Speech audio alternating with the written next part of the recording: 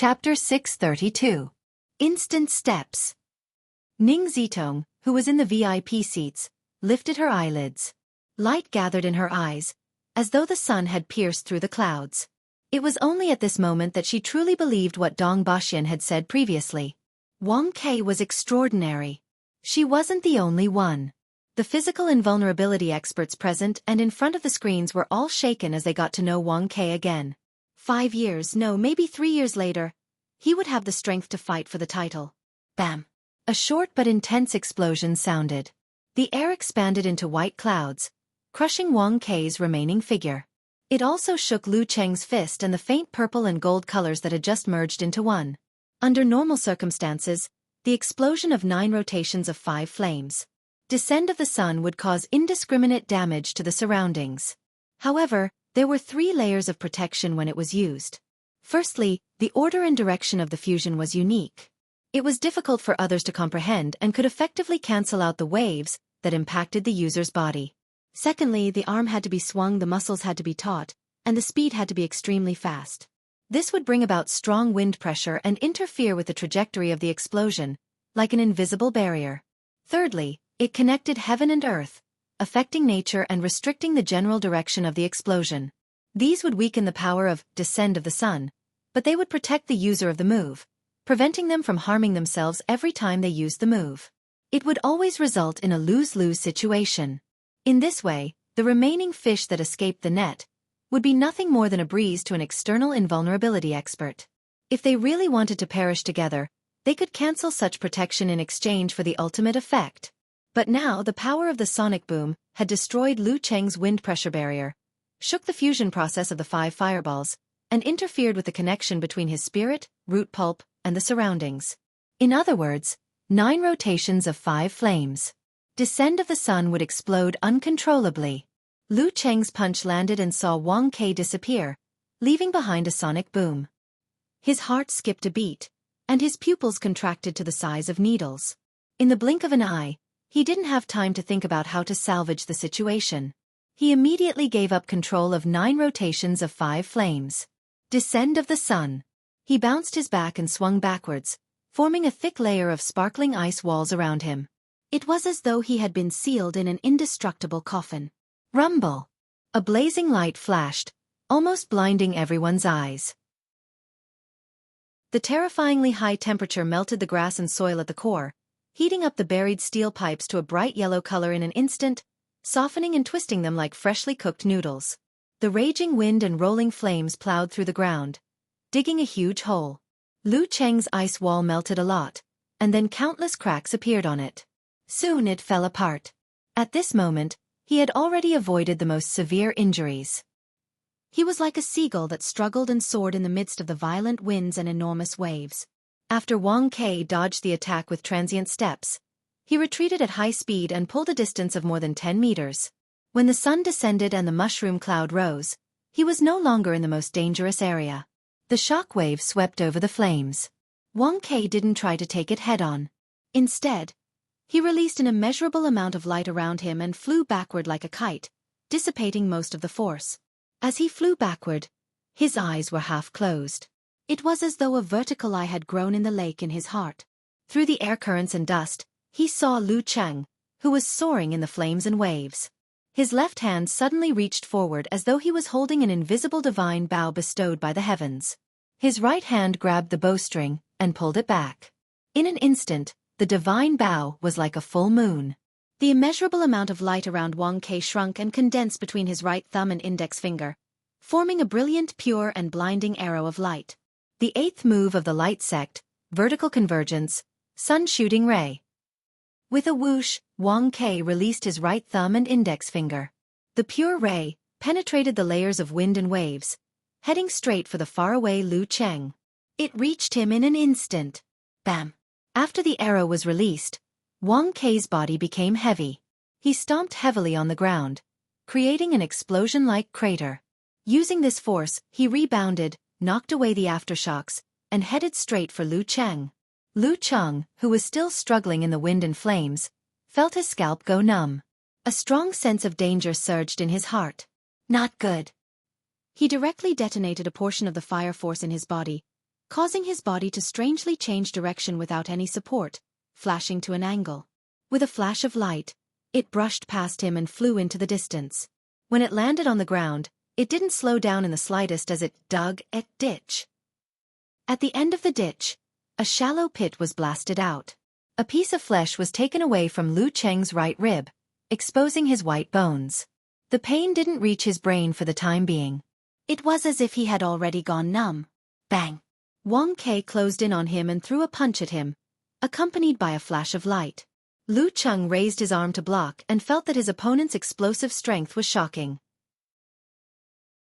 He was actually forced to take a step back. Bang bang bang! Wang Kai attacked continuously. Every punch and kick was accompanied by a flash of light, making it difficult for the enemy to see and increasing his own explosive power. This was a secret technique that he had prepared when he was charging over. The fourth move of the Donghuang Golden Sutra. Sudden burst. Lu Cheng couldn't see anything. Relying on the reflection of the all-seeing God, he constantly shook his arms, punched, raised his knees and kicked. He blocked his opponent's crazy attacks with precision as if he had measured them with a ruler. In the first few moves, he was forced to take a few steps back. Seeing that he was about to expose an opening, he had no choice but to circulate his qi and blood to stimulate his body. He used the simplified fighting formula to expand his muscles and explode, to barely turn the situation around. Bang! Bang! Bang! Their fists landed on flesh, and their legs collided. Sand and pebbles flew, flames danced, and light scattered in all directions. White ripples formed in the shape of ripples spread out. Lu Cheng felt that Wang Kai's attacks were like a vast and mighty sea. They were vast and boundless, suppressing him firmly. There wasn't any space for him to change his moves or dodge. This was the power of the upright. He clenched his teeth and activated the simplified fighting formula. Relying on his body that could withstand more attacks after attaining physical invulnerability, he was like a small fishing boat in a storm, struggling to maintain its balance but about to capsize at any moment. During this process, Lu Cheng vigilantly realized that other than his mental state, his other attributes were slowly deteriorating. It wasn't because of exhaustion, but because of another reason. Suddenly, the content that he had read in the past 2 days flashed across his mind. Light has radiation. This is the foundation of the fusion of the Light Sect and the Plague Sect's incomplete chapters. Under the effects of radiation, the opponent gets weaker and weaker. Lu Cheng knew that he couldn't continue like this, but he couldn't find a chance to turn the tables. Wang Kai's punches and kicks didn't have profound changes. They were just fast, tightly connected, and just right. Together with the sudden burst of light, they formed an inescapable net that couldn't be shaken off. There wasn't any time for him to breathe. Being ordinary is the most deadly. Is this the potential of a master? Lu Cheng's heart was cold as he maintained his calm. He knew that the only thing he could do now was to hold on and wait. Wang Kai's sudden burst of light couldn't last forever. Bam! Bam! Bam! Another dozen moves passed. Lu Cheng had no choice but to simplify the fighting formula and alternate it with normal attacks. He alternated between taking the blow head-on and retreating. The weakness in his body gradually became apparent. At this moment, Wang Kai's attack showed signs of slowing down. The continuous burst of light wasn't accompanied by it. The terrifying sudden burst of light had finally reached its limit. Wang Kai slid his feet and dodged away from the front. He pushed his right palm and spread his 5 fingers. He struck out a burst of light that resembled Hadouken to connect the consecutive moves. Now's the time. Lu Cheng's willpower exploded. He gathered his qi and blood and outlined the fighting formula. While the weakness in his body was mostly neutralized by force concentration, he swelled up and turned into a giant with dark green skin. Then, ignoring his injuries, he lowered his shoulders and slammed violently to the side. Bam! He smashed through the burst of light and hit Wang Kai's crossed arms, creating an explosion of air. The impact caused his opponent to lose his horse stance and stagger backwards. As he staggered, the image of Lu Cheng suppressing Xian Xiaoye with consecutive outbursts appeared in Wang Kai's mind. He knew that he had to dodge to avoid being in danger. He took a deep breath and turned his back. His body spun crazily on the spot like a roly-poly toy, making it hard to tell where he was going to be thrown. But at this moment, he saw that Lu Cheng didn't chase after him. Instead, he stood on the spot and raised his hands expressionlessly to form a seal. Formation. A low and oppressive voice reverberated, evoking the mystery and guiding the environment. The layers of air around Wang Ke became solid and turned into steel plates, imprisoning him in a prison cell. This was the formation formula that Lu Cheng had never used before in front of the public ever since he self-learned it. Wang Ke's body froze and was stuck there. Lu Cheng seized the opportunity and bent his back, causing the dark universe to appear around him. Specks of fire condensed and turned into stars, embellishing the boundless coldness. Bam! He straightened his back and took a step forward. He punched Wang Ke, who was trapped in the formation formula. Fundamental unique skill, Cosmic Phantom. The hair on Wang Ke's back stood on end. Rays of light bloomed all over his body as though they were going to illuminate the surroundings. Just as the light pierced through the prison cell, it was shrouded in darkness.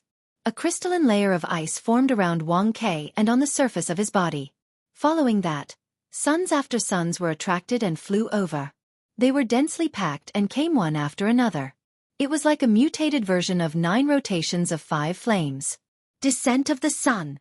Seeing this, Wang Ke clenched his teeth and visualized to protect his vitals. Taking advantage of the moment when the ice layer restraining him broke, he took a step forward towards the suns. Boom, boom, boom. Amidst the explosion, light and shadow distorted. His body suddenly disappeared and appeared on the other side of Lu Cheng.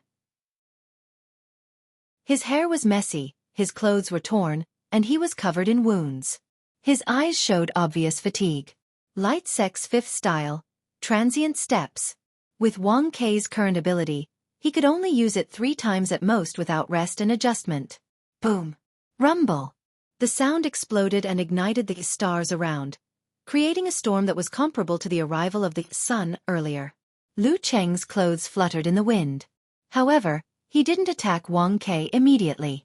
Instead, he raised his hands again, his expression calm and solemn. Wang Ke's eyes narrowed. He changed his footsteps and shifted his position, not giving Lu Cheng a chance to restrain him again. Right at this moment, a deep and clear Lin word resounded in his ears. Wang Ke's body and mind seemed to be cleansed and became clear. Apart from that, fatigue was uncontrollable. It made his fighting spirit fade and his mind go blank. P.S. Updated on time. Looking for monthly votes. Chapter 633. At this moment, Wang Ke only wanted to lie on the ground and enjoy the cool autumn breeze. He didn't want to care about the chaos and strife in the world anymore. Just as such a feeling surfaced, as an experienced mighty one, he already sensed that something was wrong. He forcefully shifted his attention to the wound caused by the explosion, magnifying the pain that he had deliberately endured. It made his mind feel as though it was being pricked by an awl, making him feel invigorated again. And because of this delay, Lu Cheng had already taken a step forward. Using the wind as his footing, he raised his right hand and struck towards Wang Quebec. This strike was rather slow and wasn't completed yet. The surroundings were already dark, as though they were filled with gray clouds, brewing a snowstorm in the white sky. Wang Ke activated his Donghuang force and automatically pierced through his body, completely breaking free from the influence of the confrontation formula. Just as he was about to unleash his divine light to defend against the enemy's attack, he realized that Lu Cheng's strike wasn't aimed at him, but at the space between the two of them. Whoosh! A gust of cold wind blew over quickly, brushing past Wang Ke's face. It seeped into his body, causing his thoughts to freeze. After the control-type confrontation formula, Lu Cheng didn't follow it up with a killer move, but another control move. Ice Sex 4th style, cutting face like knives. This was the blueprint of Severe Warning's paternal lineage. Seeing that Wang Ke was frozen in place, Lu Cheng stepped on the ground with his left foot, twisted his back, and spread his right arm. He threw a punch forward. The heavy blazing white on the surface changed with the wind and was instantly dyed with a faint purple color, which gradually deepened. With a boom, the leaden clouds dispersed and the heavens and earth were set ablaze. The crimson flames were like rain above, lava below, and waves in the middle. They clustered around Lu Cheng's fist and surged towards the statue-like enemy. As for Wang Ke, he was like a moth attracted by the purple flames. He couldn't help but lean forward, losing the opportunity to dodge. Fire Sex 3rd style, Lord Emperor's purple flames. The high temperature burned his body and the purple color entered his eyes. Wang Ke finally woke up and regained his senses. Without thinking, he instinctively raised his arms to block and hurriedly activated his Donghuang force. Just as his body was about to glow, Lu Cheng's fist had already hit his cross-defensive stance. Boom! The purple flames exploded, creating a shockwave. Wang Ke's body swayed and his divine light dimmed. He took a few steps back and staggered. His front, back, left, right, and face were all burned. It was a shocking sight. The new vibrations in his body and the residual effects from before brought him the discomfort of vomiting blood. Clang! Lu Cheng's SSSSSSS. He was going to use a big move to destroy a normal attack. In the previous battle, Wang Ke had used Burst of Light to suppress him, forcing him into a passive state and forcing him to use the simplified fighting formula to resist. Both Emperor Yen and Ice Spirit were neutralized by the Burst of Light due to their lack of physical invulnerability techniques. At this moment, he was giving Wang Ke a taste of his own medicine. The purple light in Wang Ke's eyes magnified as the fist approached him at high speed. Wang Ke, who had just stabilized his center of gravity, didn't show any signs of fear. He steadied his back and pushed his feet against the ground. While the ground around him was cracking rapidly, he shook his arms and swung his fists at the 1,000-layer fire wave. Bam! His fist rubbed against the air, releasing a dazzling radiance that lit up the purplish-red sky. Boom! Fist against fist. The purple flames tore at the radiance. The radiance melted the purple flames. When the muscles caved in and the bones were slightly deformed, a white blast of air exploded. The crimson rain and magma were disintegrated and dimmed by the majestic divine light. Lu Cheng and Wang Ke both took a step back. They were evenly matched. All of a sudden, Lu Cheng had a deeper understanding of why Wang Ke was praised by Dong Baxian. This was something that couldn't be seen from watching the match highlights. He didn't know if it was because Wang Ke's light sex martial arts were pure and he was able to cut down on complexity and reduce time. Like Dong Baxian and the other top-notch figures, he increased the speed of his physical invulnerability moves and seized opportunities from passivity. Or was it because his punches and kicks were close to the power of physical invulnerability moves with normal force? The former was called lifting something heavy as if it were light, while the latter was turning something rotten into something magical. His master potential was indeed well-deserved. Perhaps he had solidified the 1-second reduction passive skill. Similar thoughts flooded his mind. Lu Cheng's ice heart was unmoved. He seized the opportunity while he still had the initiative. With a stomp, he activated his body movement. Whoosh whoosh whoosh. A strong gust of wind was stirred up on the spot by Lu Cheng. He kept changing his position, throwing punches and kicks crazily. He was as fast as a machine gun, and every punch and kick was accompanied by dreamy cold light and white fog. Bam bam bam. He swung his punch backwards, borrowed the force to pull his leg back, and launched another attack. He was like a spinning top, getting faster and faster as he fought. Every time he clashed with Wang Ke, the coldness and stiffness in his opponent's body would increase. From his fist and arm, it penetrated through the Donghuang force's counteraction and spread throughout his entire body. Ice Sek's third move, Blizzard Storm. Its simplified and simplified version was called 24 Blizzard Strikes. Bam bam bam. Wang Ke's physical invulnerability moves couldn't keep up with Lu Cheng's craziness and continuous attacks. He could only contend with his normal punches and kicks that contained the Donghuang force. Although they were equally strong and extraordinary, he was still completely suppressed and couldn't shake them off. Gradually, he felt his limbs stiffen and his body's movements become sluggish. At this moment, Lu Cheng had also reached his limit. He took the initiative to change. Abruptly, he stopped his movements and gathered his force concentration towards his lower abdomen. Seeing this, Wang Ke wanted to dodge. However, the stiffness of his body slowed his movements. He had no choice but to use force concentration to neutralize the negative effects. His chi and blood collapsed, darkness gathered, and stars appeared, occupying the mainstream of the universe. Lu Cheng had fully displayed the side effects of practicing 9 rotations of 5 flames. Descend of the Sun. This was the exact opposite of the lament of the Ice Queen. Bam! His muscles swelled, and he swung his back. He threw a punch. The instant burst of light was as though he was practicing the golden scriptures of Donghuang. Boom! Wang Kai activated his Dan force in time and swung his forearm to block Lu Cheng's punch, creating an exaggerated explosion. Thump thump thump. He took a few steps back. Blood and flesh could be seen on his arm. There seemed to be cracks on his bones. He was at a disadvantage. Just as Lu Cheng pounced and closed in on him again, a glow appeared on the surface of Wang Kai's body. He took a step diagonally. With a flash of light, he disappeared from his original spot, leaving only an afterimage. This was the third time he had used transient steps. Lu Cheng quickly formed an ice wall, raised his arms, and blocked in front of him. Boom! At the same time Wang Kai's figure appeared, there was an explosion. The airflow was chaotic, and Lu Cheng's crystalline body shattered. He was forcefully pushed back a few steps. Taking advantage of this opportunity, Wang Kai released rays of divine light from inside out. His fatigue decreased significantly, and many of his wounds showed signs of healing at an accelerated rate. The sixth style of the light sect, lofty holy light.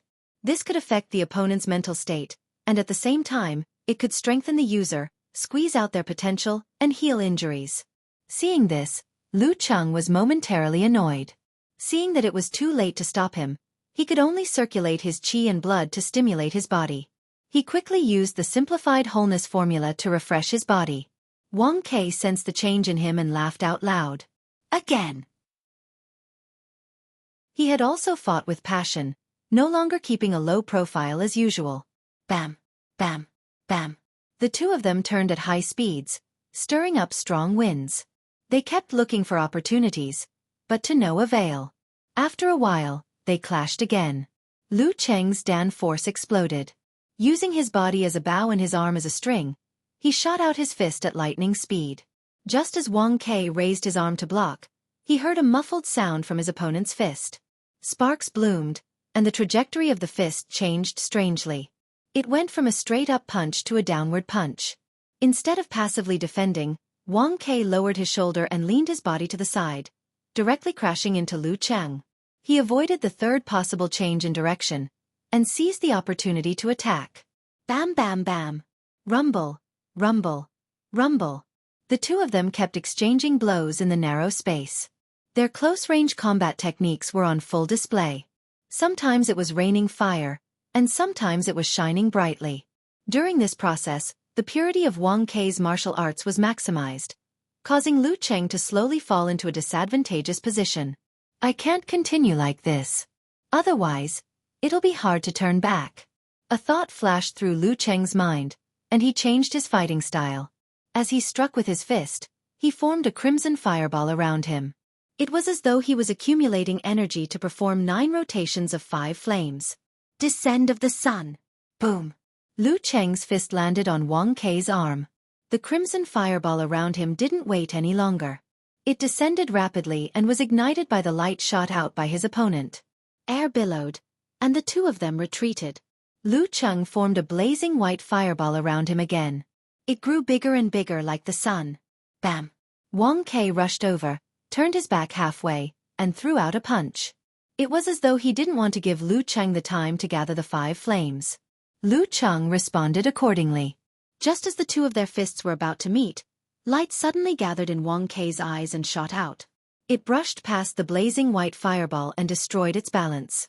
This was one of the methods he prepared to deal with 9 rotations of 5 flames. The reason why he didn't use it earlier was to not alert Lu Cheng and to trick him into expending more energy. Boom! The blazing white fireball exploded in mid-air, turning into drops of fire rain.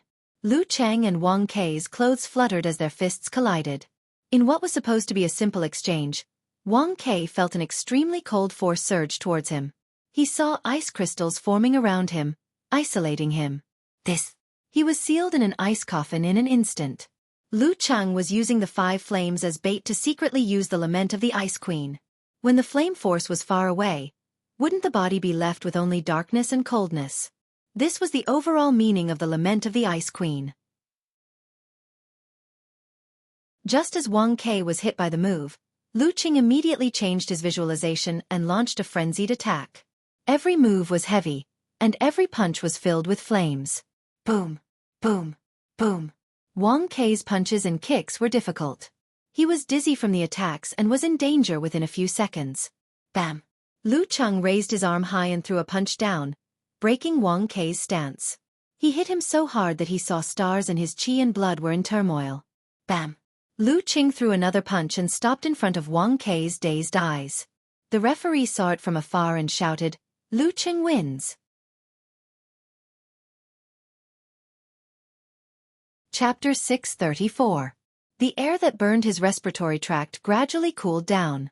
Everything in front of him that was distorted by the high temperature returned to normal. Wang Kei's eyes regained their luster. He patted the dust off his clothes and stood up straight. He looked at Lu Cheng and said thoughtfully, "Ice and fire in one?" This sentence was sent via voice transmission to avoid being recorded by the camera. Lu Cheng knew that he couldn't hide the essence of that move from Wang Quebec. He nodded calmly and said, "Yes." Wang Kei seemed to have solved a difficult problem. His body and mind felt more relaxed. He heaved a sigh of relief and turned to leave. At this moment, a thought flashed across Lu Cheng's mind. He blurted out, "Can you use transient steps continuously?"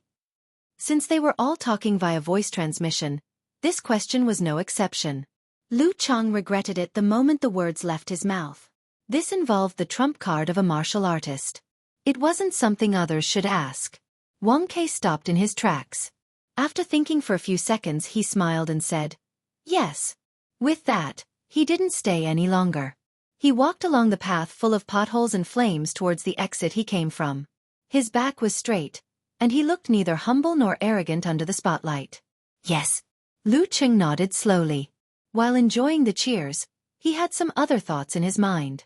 If that's the case, the best use of transient steps shouldn't be for dodging, but for attacking. Lu Cheng raised his hands high and clapped his hands to show his respect. He walked further and further on the path of light until he disappeared at the edge of the arena. During this process, he only felt the sense of weakness appear again. Combined with the exhaustion of his body, it made him very tired. His footsteps were weak, as though he was seriously ill. Of course, having been seriously injured for a long time, he was very used to it. He walked steadily without any difficulty. When he returned to the locker room, he first took the phone from Amen and sent a message to Yen Zhaka. Snickering emoji. "I won." In the morning in Connecticut, Yen Zhaka, who was listening to her tutor's lecture seriously, felt her pocket vibrate. She looked around silently, reached into her pocket, and pulled out her phone. Before the light went out, she took a quick glance. Her lips curled into a beautiful arc. She stuffed her phone back into her pocket and held the side of her face. Her silky black hair fell through the gaps between her fingers. She became more focused and excited as she continued to listen to the lecture. In the live broadcast room, the host looked at the heavyweight commentator beside him, cleared his throat, and said in a rather restrained manner, "This is truly an exciting battle. Senior Wuguang, what do you think?" Taoist Wuguang, whose hair was a mix of silver and black, gave a gentle smile. "Indeed." His appearance was ordinary, and he belonged to the kind of old man that could be seen everywhere. Those who had never seen him before would always feel that this person was familiar when they first saw him. The host was almost choked by this concise and comprehensive answer. He could only take the initiative to lead the conversation. He smiled and said, "Senior Wuguang, I didn't expect you to be a guest. It's rare for you to be so free. Did you get a bye this round? You didn't participate in the first round either? Did you only find out today?" Taoist Wuguang shook his head with a smile. "I didn't manage to register." His smile was light and carefree, as if he was used to such things. "Why?" the host blurted out in surprise. "During the registration, our Sex Foreign Affairs Division forgot about me. The organizing committee felt that I would definitely participate, so they didn't verify it," said Taoist Wuguang helplessly and amusedly. Because of this, he had agreed to be a guest commentator, thinking that since he was already here, he might as well take things as they came. "You are the sect leader." The host wanted to reply, but when the words reached his mouth, he forcefully swallowed them back down. Instead, he smiled and said, "Senior Wuguang, can you give a brief comment on the match just now?" Taoist Wuguang pondered for a moment. Lu Cheng and Wang Kei both performed at an extremely high level. Both are among the best of the younger generation. Lu Cheng's victory was partly due to the lack of fights between physical invulnerability experts, so Wang Kei didn't fully understand him. There was always the element of surprise. However, this is part of a martial arts battle. Fortunately, this is modern times, and it's a challenge tournament. If this were 100 or 200 years ago, or even 1,000 or 2,000 years ago, the secret trump card would be the key to a martial artist's victory. Many strong martial artists couldn't stand up again after a moment of carelessness or carelessness. Physical invulnerability experts still have a chance to regret. As for those below, Wu Guang shook his head and continued. Here, I have to criticize Wang Quebec. He knew that Lu Chang had many tricks up his sleeve, but he didn't take sufficient precautions despite not knowing his opponent well. This is a little careless. This habit isn't a big deal in a challenge tournament, but in a real battle, it's dangerous.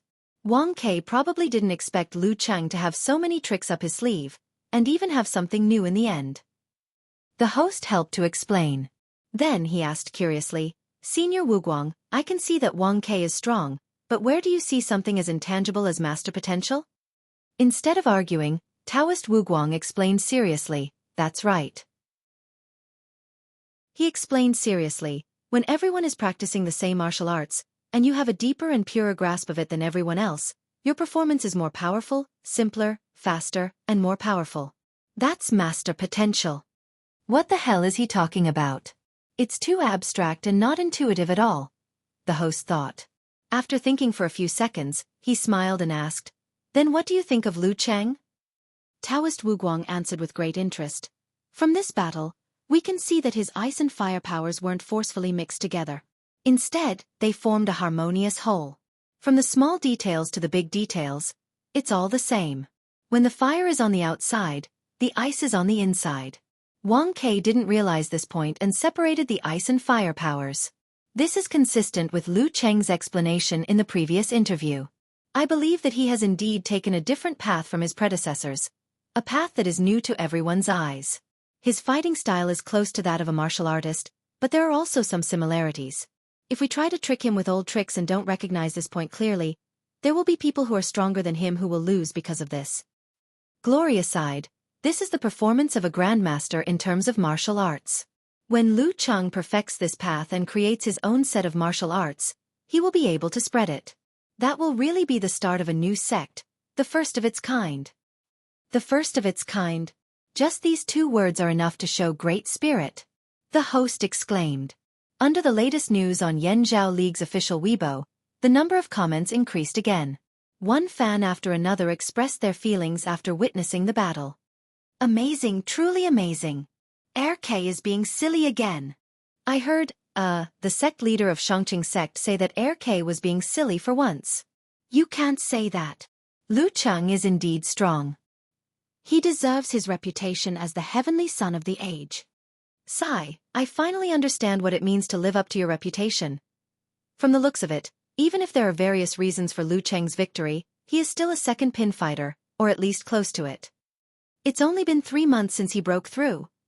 I heard the sect leader of Shangqing sect say that Lu Cheng really has the potential to become a grandmaster. Yan Xiaoling replied to the forum as she read the comments of her opponents. She felt an indescribable sense of satisfaction. She hurriedly scrolled from Yanzhao League's official Weibo, Yanzhao League's forum, Wang Ke's Weibo, Wang Ke's forum to Wuyue Club, Shangqing sect, and other unrelated places. She eagerly read every word. When she finally calmed down, she felt more tired than fighting a match. Most of Lu Cheng's fans on the forum were doing the same. In the changing room, Wang Ke didn't leave immediately. After treating his injuries, he replayed his battle with Lu Cheng over and over again. He would pause from time to time and fall into deep thought. His battle style is more similar to Wisdom King's. Many control methods. Very good coordination in all aspects. After some time, Wang Ke, who was sitting cross-legged on the sofa, suddenly stood up as though he couldn't wait to practice something. After returning to the hotel, the exhausted Lu Chang said goodbye to Yan Zhaka and fell into a deep sleep. Almond saw that she had nothing to do and entered the room diagonally opposite. Coincidentally, she saw Guajie's assistant, Wang Yueshi, coming out of the shower. Seeing Almond, Wang Yueshi was stunned. She smiled and gave a thumbs up. Your boss is really awesome. He's all right, replied Almond with a smile. She finally understood what it meant to be proud of someone. In the second round of the competition, Lu Cheng was matched against a surviving inhuman stage fighter and passed with ease. Peng Liyun, on the other hand, was matched against the witch, Qian Hui. Due to carelessness, he suffered his first defeat after reaching the physical invulnerability stage. Fortunately, he wasn't eliminated yet. Ranli finally met an opponent of sufficient strength and won with difficulty. At this moment, there were still 65 mighty ones left. All the Inhumans had been eliminated. The fourth round of drawing lots was about to be announced. While chatting leisurely with Ku, Lu Cheng was also paying attention to the results. Before he could mentally prepare himself, he heard his name being announced. Lu Cheng shifted his gaze to the TV screen and waited for the results to be announced.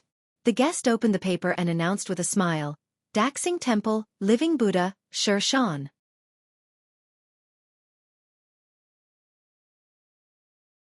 Chapter 635. Living Buddha Xiaofan? Lu Cheng, who was leaning on the pillow, was stunned for a second. Then he sat up straight and his eyes lit up. He felt like he was dreaming again. Unlike the Mummy, Dark Knight Bat, Xian Xiaoya, Wang Ke, and the other physical invulnerability mighty ones he had fought before, he had heard of the name Living Buddha for a long time. In fact, he had been practicing martial arts for a long time. Xiaofan of this generation had already made the great leap when he was in his third year of high school. He was known as the youngest physical invulnerability mighty ones and the heavenly son of heaven. He had heard of him for a long time. Now that he had met him, how could he not be excited? To Lu Cheng, at this moment and in this situation, he had a deeper understanding of himself as a physical invulnerability expert. The things that he could only fantasize about in his bed during his adolescence were coming true, step by step. Such an experience was so wonderful. While thinking, Lu Cheng lowered his head and typed on the keyboard. He sent the result of the draw to Yen Zhaka, Living Buddha. Following that, he added a comment with a red bandana over his head emoji. Looking forward to it. He was looking forward to experiencing this great monk's marvelous skills and techniques. He was looking forward to sparring with the person he had yearned for in the past. Yen Zhaka was taking a short break between classes. Just as she was about to take the time to browse Lu Cheng's fan forum, she saw 2 consecutive messages from her husband. Living Buddha? Her dark eyes lit up. The feelings in her heart were very similar to Lu Cheng's. Before she could differentiate her emotions, she saw the word, looking forward to it. She couldn't help but curve her eyes and curl her lips. She deliberately said, What are you looking forward to? The great monk is a true first pin mighty one. After making the great leap, the living Buddhas of the past would indeed slow down their progress. However, with the wisdom of past eras and unique martial arts, it was still easy for them to reach second pin. Now that 5 years had passed, with his accumulation, it was normal for him to reach first pin. Lu Cheng didn't mind at all and said, Winning and losing is a common thing for martial artists. This was an experiential journey. Yo, you have a good attitude. Covering mouth and laughing expression. Yen Zhaka said, Who's the one who's always sulking after losing a match? Lu Cheng couldn't help but laugh. He replied in a self-deprecating tone, That's all to create an opportunity to be comforted by you. Yen Zhaka turned her eyes and pursed her lips. She turned her head and looked to the side with a smile on her face. At this moment, she saw her mentor slowly walking in. She hurriedly typed a message, It's time for class. When I get back tonight, I'll discuss the Living Buddha's techniques with you. I'm waiting for Coach Yen, replied Lu Cheng. He put away his phone and sat cross-legged for a few seconds. He didn't even pay attention to the results of Peng Liyun and Ren Li's draw, nor did he discuss it in the group chat. He seriously pondered the various rumors about the Living Buddha. Daxing Temple was first established based on the Great Light Scripture of Buddha. Later on, it merged with several branches of Tantric Buddhism, which led to the formation of the 2 supreme arts, womb storage and Vajra. More than 100 years ago, when the world was in chaos, Daxing Temple took advantage of the decline of the Living Buddha sect and swallowed up the largest Tantric sect. Not only did they complete the 2 supreme arts of womb storage and Vajra, but they also filled in the forbidden areas of the Great Light Scripture of Buddha, leaping to the forefront of the top forces. This incident happened not long ago. Many senior physical invulnerability experts still remembered it clearly. Hence, Daxing Temple didn't want to use the reincarnation of the Living Buddha as a front. Instead, they went around and said they were taking him in. Generations of living Buddhas were all able to manifest the image of Vairocana. They were born with thought steel and could master the 6-syllable Sanskrit within a month. Also, the Bodhi mantra of the womb storage was a supreme art unique to the living Buddha. Even Wisdom King Zhi couldn't master it. At most, he could only scratch the surface.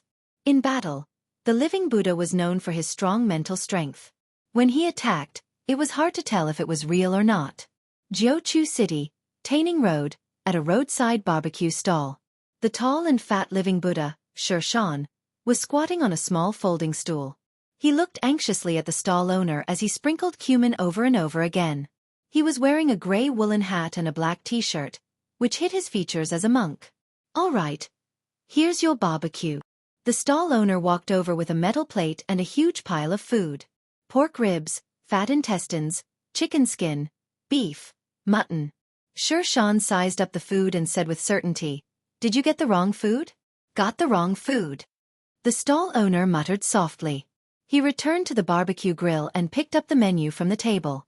As he walked around Xiaofan, he flipped through the menu. 20 skewers of green beans, 20 skewers of small potatoes, 20 skewers of eggplant, 20 skewers of steamed buns. The stall owner read aloud. He looked at Xiaofan and asked in surprise, "You're a vegetarian? Is that strange?" Xiaofan smiled and asked in return, "Your figure." The stall owner paused and said, "You really don't look like one." Xiaofan sighed and said with a smile, "In the past, when I saw those fat and strong abbot masters, I always suspected that they had broken their precepts in private and were not good monks. When I grew up, I realized that some people can get fat from eating vegetarian food."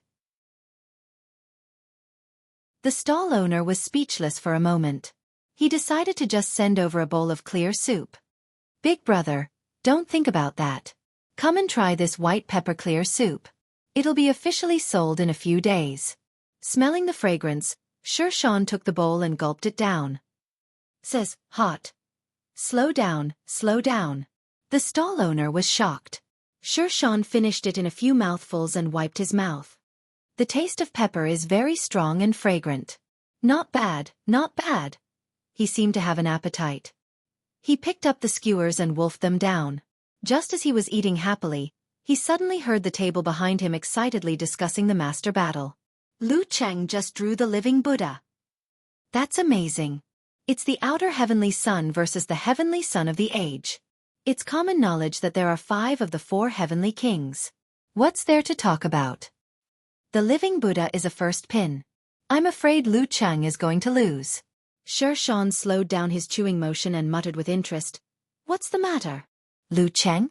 He pondered for a few seconds and once again immersed himself in the whirlwind sweeping away the clouds.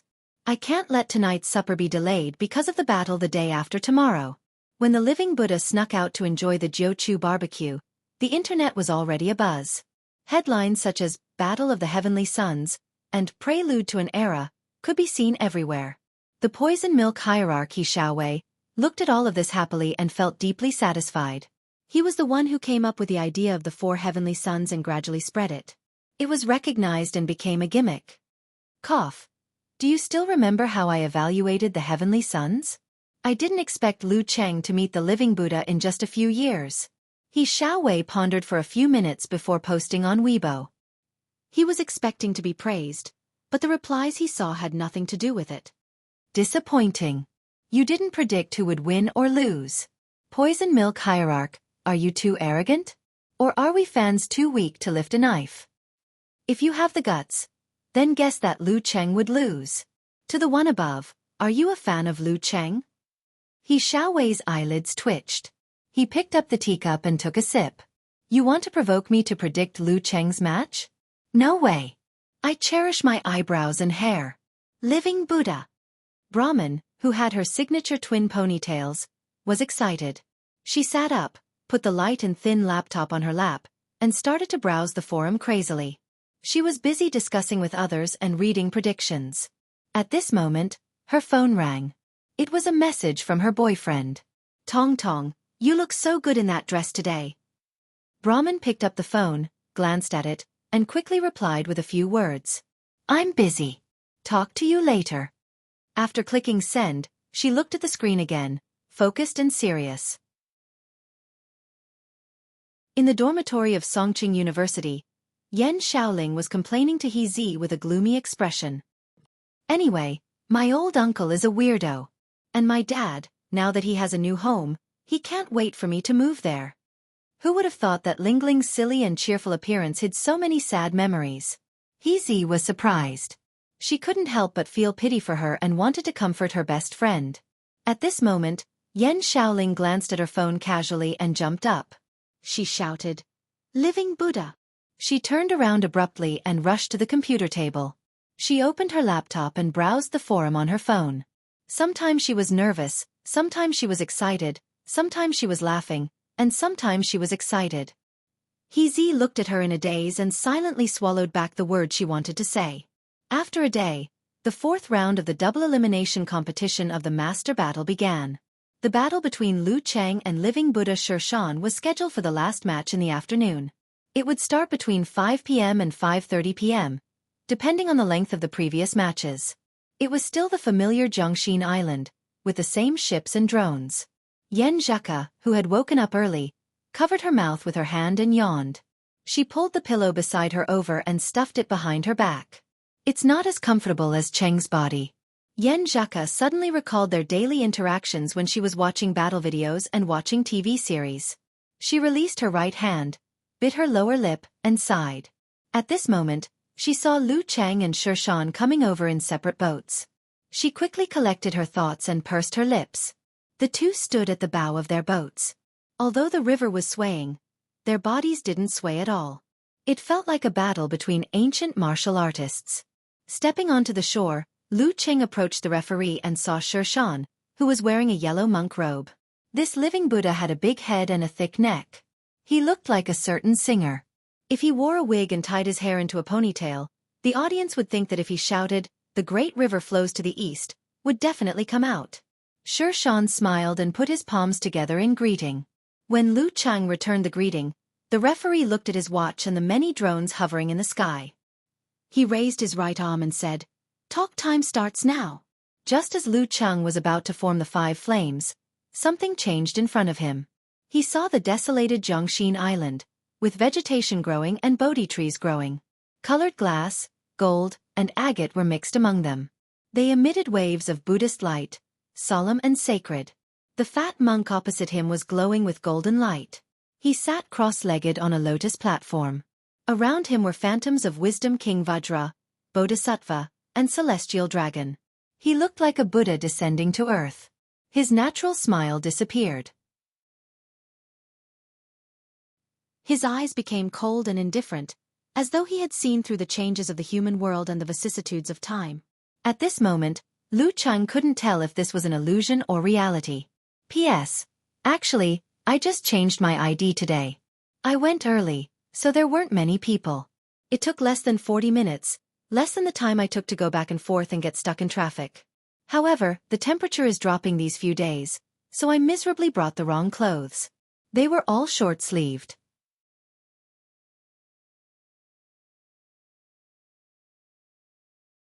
Chapter 636. The sky seemed to be shrouded in glass, sprinkling a faint golden glow. Living Buddha Xiaofan sat on top of the lotus platform, quietly looking down at Lu Cheng without any intention of speaking.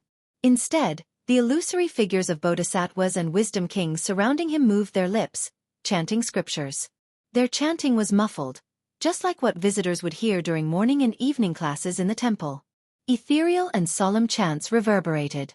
Lotuses bloomed one after another, emerging from the mud but not tainted. They were pure and clear but not demonic. They had transcended the mortal world and were detached from the secular world. Lu Cheng wasn't fooled by such a strange scene. The ice lake was still, without ripples.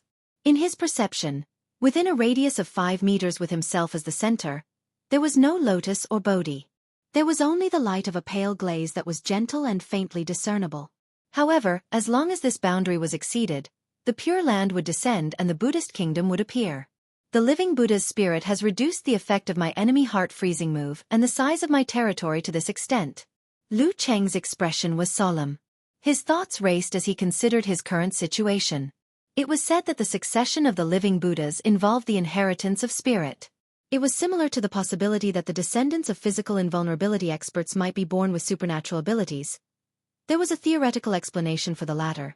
Just like how words and symbols could express the meaning of one's predecessors, the composition of one's genes could also express the information left behind by one's predecessors. This was a memory rooted in one's body. From this perspective, the living Buddha seemed to be traceable as well. However, the current research on spirit was still lagging behind. Everything was just speculation and unproven. It was said that the military had been trying all sorts of methods to get Daxing Temple to release the secret art of reincarnation of the living Buddha. Unfortunately, they had never succeeded. A living Buddha who had undergone empowerment was born with a strong spirit. When he cultivated the womb realm and Vajra realm, it was as though he had already mastered it in his previous life. However, he was unfamiliar with it now. Once he was slightly familiar with it, he could immediately get the hang of it. It was no wonder that some seniors had speculated that the selection of a living Buddha reincarnated spirit child had the most basic requirement, which was to be gifted and able to withstand the empowerment. Such a child would only appear once every 20 to 30 years. If it wasn't discovered in time, one could only choose a disciple with good potential to inherit the title of living Buddha. When he had mastered the secret art, he would find a spirit child to perform empowerment. This was also the reason why the living Buddha lineage was at a low point. Back then, Daxing Temple took advantage of the chaos in the world where spirit children were hard to find. And Tantra, the largest lineage of Tantric Buddhism for 2 generations, to find an opportunity to swallow them. While his thoughts were running wild, Lu Cheng calmly formed red, light blue, golden, light purple, and blazing white fireballs. He let them circle around his body and dance. As soon as the 5 flames were formed, the Buddhist kingdom suddenly darkened. The night sky suddenly turned upside down and sprinkled on the earth, embellishing the pitch-black curtain. However, this didn't dilute the pure land. Instead, it made it more dreamy and sacred. The living Buddha lives up to his name. In the live broadcast studio, although the scene the host saw wasn't as realistic as Lu Cheng's, he could vaguely see scenes described in various Buddhist scriptures. Beside him, the old Taoist with a bun nodded in agreement. More than half of the living Buddha's abilities lie in his spirit. At this moment, the referee standing at the edge of Riverheart Island raised his right hand and announced, "Begin." Along with this sentence, the chanting of scriptures in Lu Cheng's ears grew louder and clearer. It calmed his mind and body, making it difficult to summon his fighting spirit. Controlling his body became several times more difficult. What was even more frightening was that he seemed to have entered the slow motion of a movie. Everything around him slowed down, frame by frame, like a dream. In the distance, the golden body living Buddha sitting on the lotus platform suddenly appeared in front of him. He solemnly raised his right hand and pressed it down from above. The palm's 5 fingers were spread open and shone brightly, covering the sky and sealing off all gaps. It made the area Lu Cheng was in seem independent, making it impossible for him to dodge or escape. Such a scene made Lu Cheng feel as though he had stepped into a Buddhist scripture. He felt as though the exaggerated myths and legends were really happening around him. If he hadn't read the notes of the battle between the physical invulnerability experts of the Longhu Club and the living Buddha, Lu Cheng would have thought that his opponent's divine arts had disrupted time and cut out an independent space like a cage. But now, he was very clear that the inconceivable mysteries of this palm came mainly from the suppression and influence of the mind. It was hard to distinguish between what was real and what was fake. Bodhi Mantra. This was a unique skill of the womb realm that could only be mastered by the living Buddha, who had a strong mind and unique characteristics, through empowerment. At this moment, what the audience and the live audience saw was different from what Lu Cheng saw. In their eyes, the living Buddha Xiaofan was merely stepping on the pale golden Buddha's light. In the scene of it blooming like a lotus, he approached his opponent in one step, raised his right hand, and pressed it down slowly and heavily, as though he was going to press his opponent into the ground and seal him. Facing the huge golden Buddha palm that couldn't be avoided or resisted, Lu Cheng suddenly gave up on the enemy heart-freezing move. He took the initiative to draw the fighting formula that was full of battle intent and unyielding. His chi and blood boiled, and the feeling of depression and sluggishness were swept away. Lu Cheng bent his back, retracted his force, and balanced his dantian. This time, he didn't move the stars to complete the fighting formula. He merely grasped the charm. Bam! His dantian chi exploded, and his fist blasted upwards like a launched rocket. He straightened his body, as though he was going to soar into the clouds and break through the heavenly palace. Even if his palm covered the heavens and earth, even if the Buddha's will couldn't withstand it, even if the path ahead was hopeless, he would force his way through. Never give up. Fight heaven and earth. Under this will and aura that connected the inside and outside, the huge golden Buddha palm in Lu Cheng's eyes shrank rapidly. It no longer covered the heavens, but became traceable and returned to the mortal world. Boom! Lu Cheng's fist rose like a real dragon and collided with the pure and untainted Buddha palm. Golden light burst out from the impact, and the other party's arm rebounded and leaned back. At the same time, his thoughts flashed. He wanted to gather the crimson, golden, light blue, blazing white, and faint purple swirls behind him and smash them out as one. He wanted to use the 9 rotations of 5 flames. Descend of the sun to break the living Buddha's spiritual territory. However, just as he thought of this, the clear and restored Xiaofan's figure in front of him suddenly pulled away. He moved from 2 meters away to the peak of Mount Meru in an instant. He fell back onto the lotus platform, and the distance between him and Xiaofan turned into a faraway place. Lu Cheng recovered his enemy heart-freezing move, but he could only sense the situation within 5 meters. Beyond this distance, he wouldn't be able to tell if the living Buddha in front of him was real or fake. If he blindly used 9 rotations of 5 flames, descend of the sun, he would only exhaust himself for nothing, and it would be a huge drain. Just as he thought of this, the rapidly circling crimson, faint purple, and other fireballs slowed down and continued to revolve without any difficulty. It wasn't until this moment that Lu Cheng's mind flashed back to his earlier encounter, and he gained some understanding. Thought steal? The living Buddha used thought steal to hear his thoughts in advance and avoided them as if he had foreseen it. This is really a bug-level ability. Daxing Temple's Womb Realm Division's thought steal was equally difficult to master.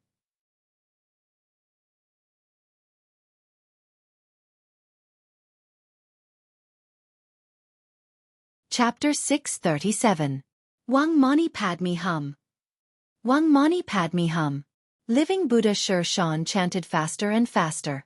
The glazed golden light around him grew brighter and brighter. It was as though something between heaven and earth was being triggered by the 6 syllables, glowing in layers. Lu Cheng could only hear the buzzing of the incantation in his ears. An obvious emptiness appeared in his head and his body gradually lost strength. Every bone, every joint, and every muscle seemed to have been sealed. They were all slowly being tightened. His spine bent bit by bit and his back arched. It was as though he was bearing the weight of several mountains. Movement was so difficult that even standing seemed like a luxury, not to mention controlling the faint purple and golden fireballs around him. The 6 syllables of Sanskrit had the ability to suppress and seal. It was known as the supreme technique left behind by Buddha in the past. Seeing that the 5 flames were about to disintegrate, Lu Cheng couldn't care less.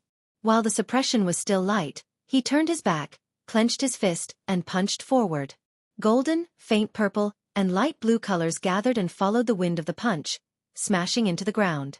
An extremely bright, blazing white light exploded, instantly illuminating the surrounding pure land of Buddha's light, shattering it into pieces as though it was being swallowed. Rumble! The loud noise shook the entire Jiangxin island, dispersing the chanting of Wang Mani Padme Hum. At this deafening moment, Lu Cheng felt an unprecedented sense of peace. His mind was no longer blank and the shackles on his body were being unlocked one by one. He was breaking technique with brute force. He was breaking the secret technique of Buddha with the power of reality. At this moment, the spectators on the ship saw living Buddha Xiaofan, who wasn't far from Lu Cheng and had escaped the most violent effect of the 9 rotations of 5 flames, taking a step forward. Going against the wind and waves, he approached his enemy. Around him, the Buddha's light exploded. It was bright and pure, forming an apparition of Vairocana that was a few meters tall. It was an apparition that was almost real and had fused with the actual body. This Buddha's face was full of compassion and compassion. He extended his huge right palm and pressed it towards Lu Cheng as though he was swatting a fly. It was the Vairocana body, the fundamental technique shared by the Great Light Scripture, Womb Realm, and Vajra Realm. At this very moment, Lu Cheng had just broken free from the light and sound of the 9 rotations of 5 flames. He turned around amidst the wind, waves, and flames. Suddenly, he saw that the entire sky was occupied by a golden Buddha, and it was still expanding rapidly. In that instant, Lu Cheng felt as if the earth he was on had become a precious jewel in front of the golden Buddha, not to mention himself, who was so small compared to the earth. Immediately after, the Mahavairakana, who was full of majestic appearances, stretched out his palm and pressed down. Lu Cheng took a deep breath. He still hugged ice and fire to his lower abdomen and moved the stars to form the fighting formula. Bang! The air around him exploded, and he also became huge. His muscles were bulging, and his skin was greenish-black. Every part of his body was filled with explosive power. Kacha! Lu Cheng turned his back and clenched his fists. He tore through the air barrier and hit the huge golden Buddha palm like a mosquito. Rumble! Lu Cheng's feet sank more than 7 inches into the ground. However, the golden Buddha's palm rapidly shrank and was momentarily suspended in midair. Now was the time. Lu Cheng didn't attempt to break free. Instead, he seized the opportunity and arched his back. Darkness appeared around him. Coldness pervaded the air, and the stars sparkled brightly. This was his ultimate move, Cosmic Phantom. There was no gap or obstruction between it and the previous moves. It was as if he had been mentally prepared for this. Lu Cheng didn't use the 9 words formula against the 6 syllables of Sanskrit mantra. Instead, he relied on the 9 rotations of 5 flames, which drained a lot of power. He wanted to give the living Buddha a chance to attack at close range. His powerful mind and Bodhi mantra had shrunk Lu Cheng's senses to a range of 5 meters. Even if he wanted to exchange long-range attacks with the enemy, he wouldn't be able to tell the difference between reality and illusion. He wouldn't be able to suppress the living Buddha like he did with Xin Xiaoya. Therefore, he deliberately showed weakness and dealt with it simply. He wanted to draw the battle into the realm of close combat, and use his rich experience to search for opportunities to win. As Lu Cheng straightened his back and raised both his hands, the starry sky shifted upwards. Darkness covered the palms that were still emitting a faint golden glow. Layers of crystal-clear ice condensed and sealed the Buddha's palm. Vairocana lost its mystical appearance and reverted to the big-headed and thick-necked Xiaofan. This was the first time Lu Cheng truly saw his opponent since the start of the battle. Although he could grasp the enemy's figure within a range of 5 meters during the short exchange, he couldn't see his actual appearance. Like a flash of lightning, the layer of ice spread rapidly, sealing the living Buddha Xiaofan within. This confirmed Lu Cheng's suspicions. The complete version of Thought Steel was also limited by distance.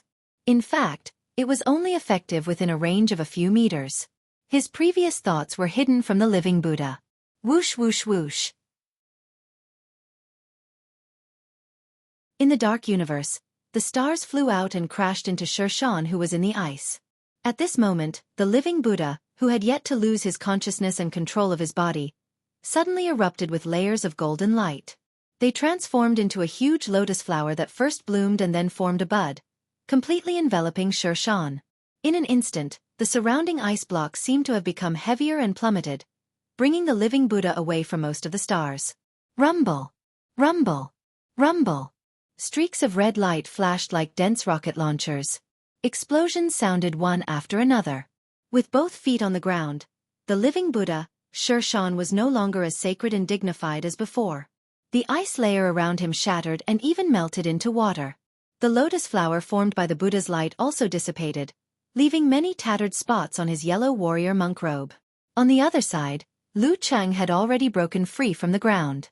He stood there, judging the timing and accumulating his strength. Every joint, every muscle, and every tendon in his body was making muffled noises. The sound was dense and shocking, and the snow that suddenly fell from the sky was also stacking up in the air, quickly forming a white divine mountain that seemed both real and illusory. Bam! Just as the living Buddha was about to land, Lu Cheng clenched his fist and punched forward. The few meters between them were filled up in an instant. Rumble! The accumulated strength in Lu Cheng's body burst out like a flood.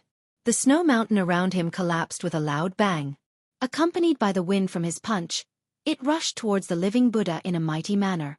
This was a variant of the ice sect's snowstorm, the real mega avalanche.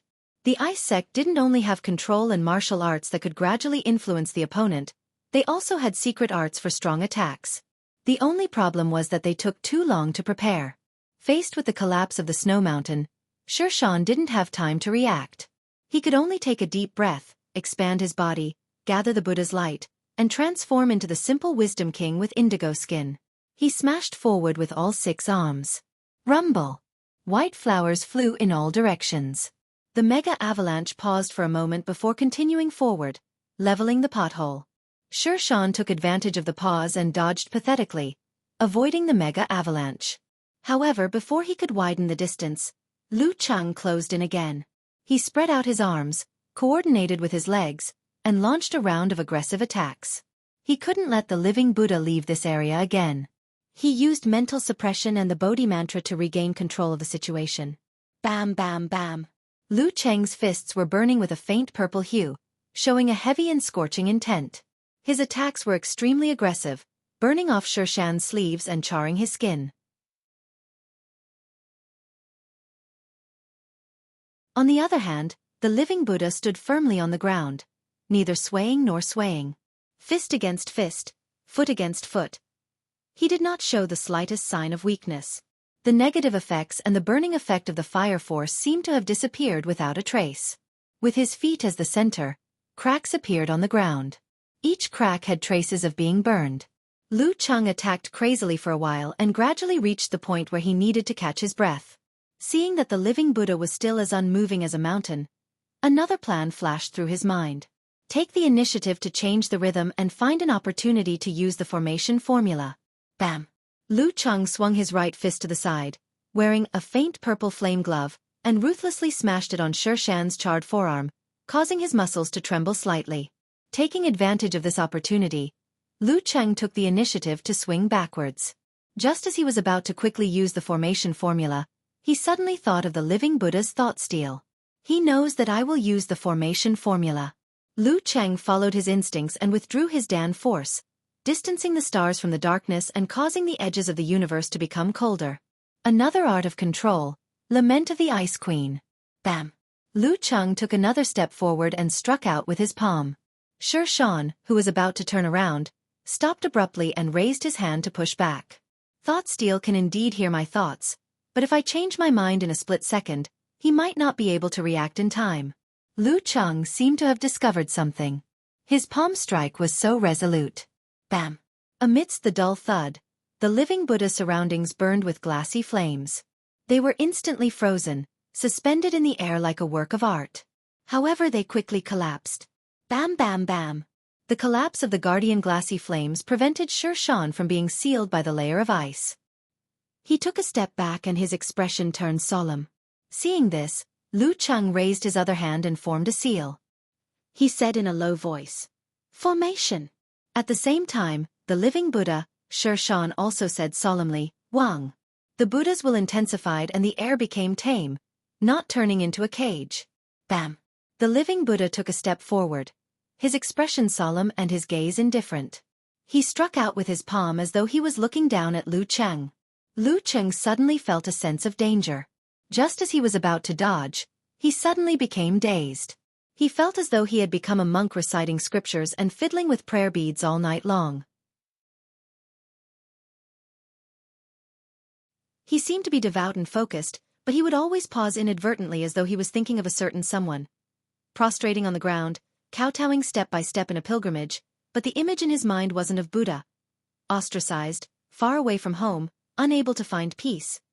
Fragments of memories appeared one after another, causing Lu Cheng to experience thousands of years in an instant, experiencing the incomplete lives of generations of living Buddhas. This made him feel as though his memories were in chaos and he was mentally and physically exhausted. Finally, after much difficulty, he outlined the confrontation formula. His body and mind were clear, but his spirit was also drained. The figure of the living Buddha before him became clear.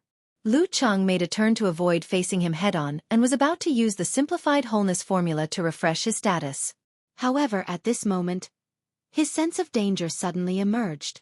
Before he could react, he felt a chill on his forehead. Xiaofan's thick palm had already pressed down on his forehead. The living Buddha's figure re-outlined, his expression calm. Lu Cheng stopped in his tracks and understood the reason. Just now, his spirit was drained and his ice heart broke. Even if he was within 5 meters, he was still confused by the illusion. At this moment, the referee announced loudly, "The living Buddha wins. P.S. Before 12 a.m., please guarantee the minimum monthly votes."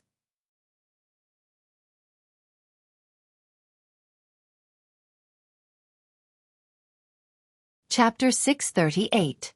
As expected of the mysterious living Buddha.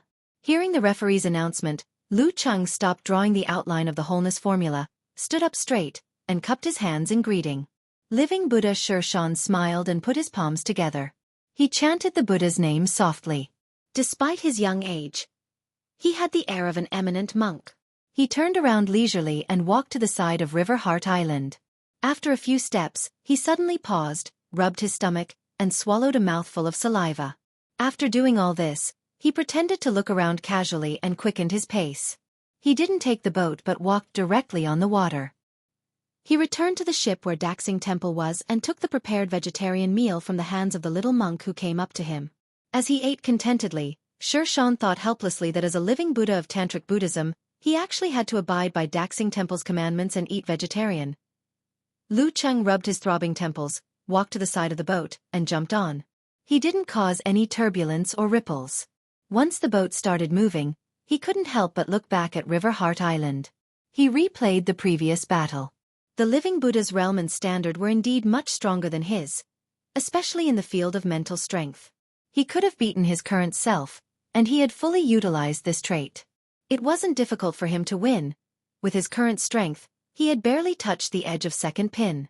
He was able to win against Wang Kai because of his rich experience in life and death battles.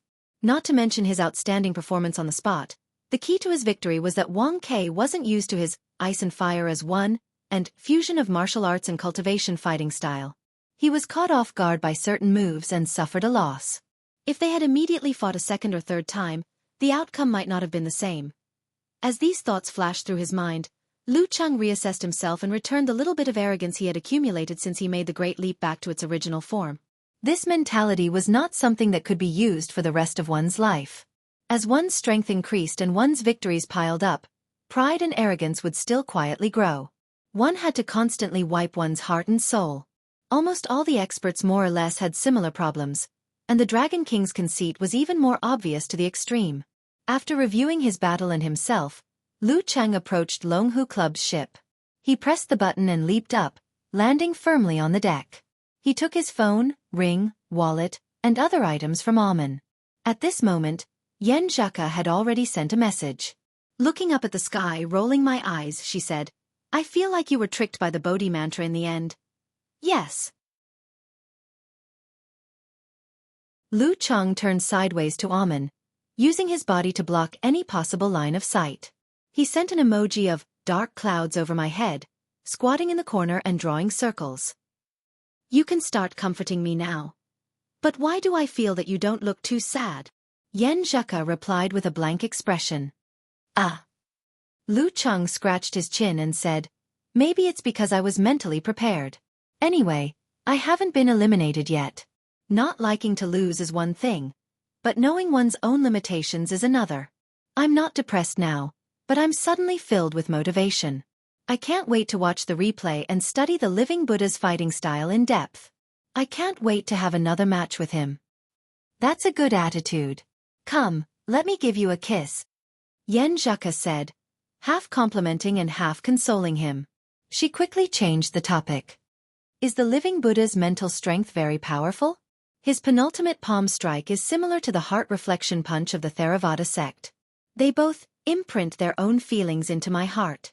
However, the living Buddha's methods are more profound.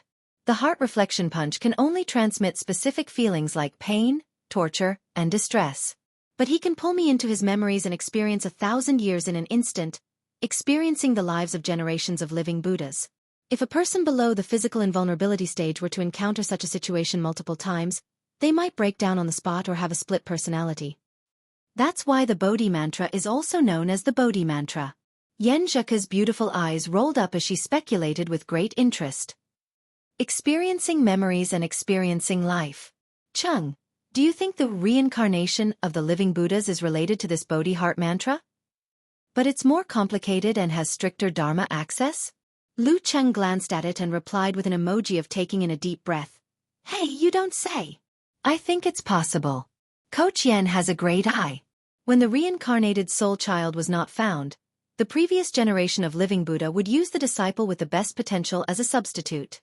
However, it would be impossible for them to perform the complete enlightenment.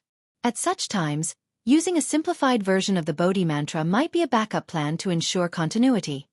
Hehe. Yen Zheke laughed and said, "Don't think about it. Let's talk about it after some rest. Someone is exhausted. I'm going for my morning exercise." Okay. Lu Cheng waved goodbye and put the diamond ring back on his finger. He adjusted it so that it was facing up.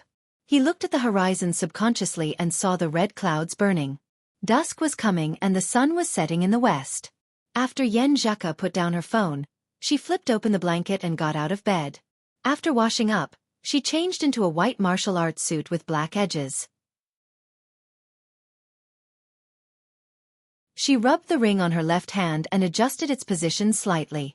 She went downstairs quietly and ran towards the lawn under the faint light of dawn. At this time, the sky was still dark. A little orange light appeared in the distance and slowly expanded. After a nap in the car, Lu Cheng was full of energy again when he returned to the hotel. Through the TV screen, he watched the battle that night. Peng Liyun had turned the tables and defeated the opponent who was stronger than him. He stood firmly in the team that hadn't been eliminated. Ran Li was lucky to meet an opponent who was slightly weaker than her. After a tough battle, she won again. She was one of the few martial artists who had maintained a winning streak since the beginning of the competition. While watching the battle, Lu Cheng was in a good mood. He checked the news and peeked at his own forum. He was not disappointed when he saw that everyone thought it was natural for him to lose to Living Buddha. He just objectively analyzed the gap between them and looked forward to the speed of catching up. 2 more years. Maybe only 1 more year. At 9:30 in the evening, the last match of the 4th round came to an end. There were only 44 martial artists left who had not been eliminated. When the 5th round was held the day after tomorrow, the top 32 would definitely be determined. This was because the majority of the survivors were currently bearing a loss. 10 minutes later, the organizing committee broadcasted the 5th round of the lot drawing ceremony. The first one was Ren Li from Kongtong School. Then Ren Li's opponent was announced. Wuxia from Shushan Study. Lu Cheng was delighted. He switched to the group and tagged Ren Li. "The strong opponent you were hoping for is here." This was the leader of Shushan Study, the mighty one with the most titles, King of Swords, Wu Qiao. Of course, most of his titles were won before the era of the legendary twins. Later, due to old age, his condition began to deteriorate. He had only won 1 title in the competition between Warrior Sage and Dragon King. Ren Li quickly appeared and replied with shining eyes. "He's my idol. To be able to compete with your idol in the arena is also a dream come true." Lu Cheng echoed emotionally. Taoist sword, Wu Qiao was a pure and powerful swordsman. He lost his left hand and half of his leg in a life-and-death battle in his early years. He was considered to be at the end of his martial arts career and had no hope of further improvement. However, with his terrifying willpower, he broke through the shackles and created the legend of King of Swords. In the past 20 years, all swordsmen more or less regarded him as a role model. Just as Lu Cheng finished his thoughts, Peng Liyun appeared and said, "Not bad indeed. I also hope to meet a long-awaited opponent." "Who's your long-awaited opponent?" asked In Chaoyong curiously. Peng Liyun thought for a while and said, "There are too many."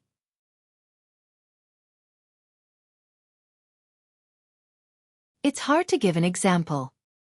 The corner of Lu Cheng's mouth twitched. He replied with disdain, "Priest, I think you're as good at making lame jokes as my brother-in-law." Just as he finished, Peng Liyun's name was read out by the guest. Then, his opponent was confirmed. Daxing Temple Ji Hai. Wisdom King, Ji Hai. Another battle of the heavenly sons. I've been looking forward to this for a long time. Peng Liyun typed out a message. He didn't even consider the possibility of being eliminated if he lost another match. At this moment, Lu Cheng heard his name. He quickly focused and looked forward to his opponent. After a while, the guest flipped a piece of paper and showed it. Shangqing Sect, Warrior Sage, Qian Dong Lu. F***CK. Do you have to be so ruthless? Facing the big boss in the last round, Lu Cheng didn't know if he should be depressed or happy. At this moment, An Chaoyong reminded him. "You're in the 18th match. Maybe you won't have to fight Warrior Sage. Enough people have been eliminated before. Same goes for Priest." The 17th match might not even happen. In the first 16 matches, most of the participants had lost at least one match. In fact, 9 of the matches were between them. There was bound to be someone eliminated. As long as another 12 were eliminated, the 5th round would be over. Makes sense. Lu Cheng suddenly felt a little disappointed. After they finished their discussion and went to do other things, Renly suddenly appeared again and asked, "Who's your brother-in-law?" "The guest who drew the lot seems to be the sect leader of your sect, priest." "Where is he?" She was too excited and agitated just now. P.S. Guaranteed monthly votes.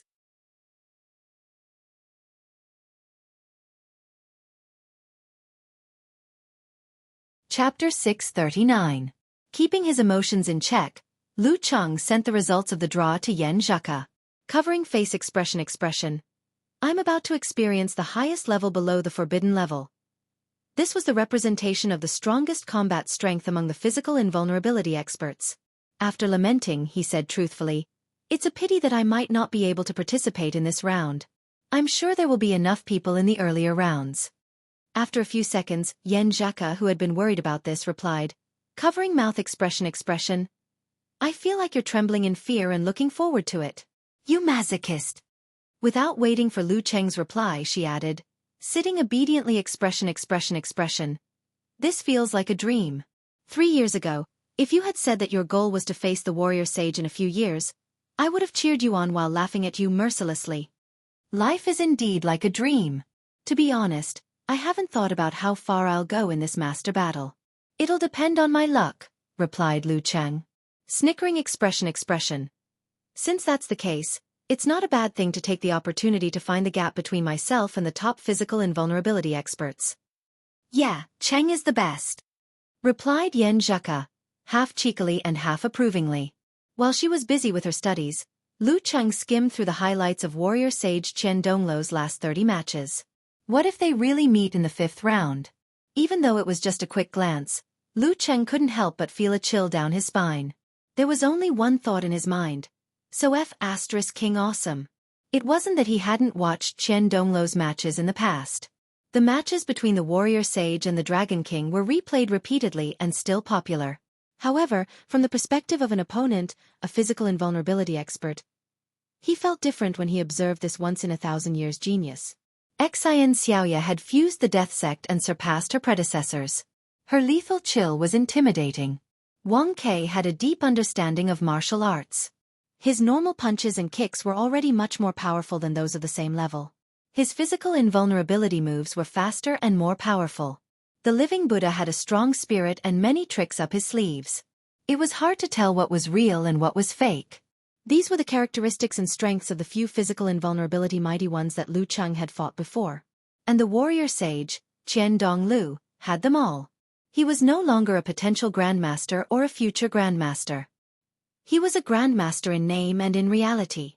He had created many martial arts, and all kinds of secret arts were terrifyingly pure. He had returned to the origin.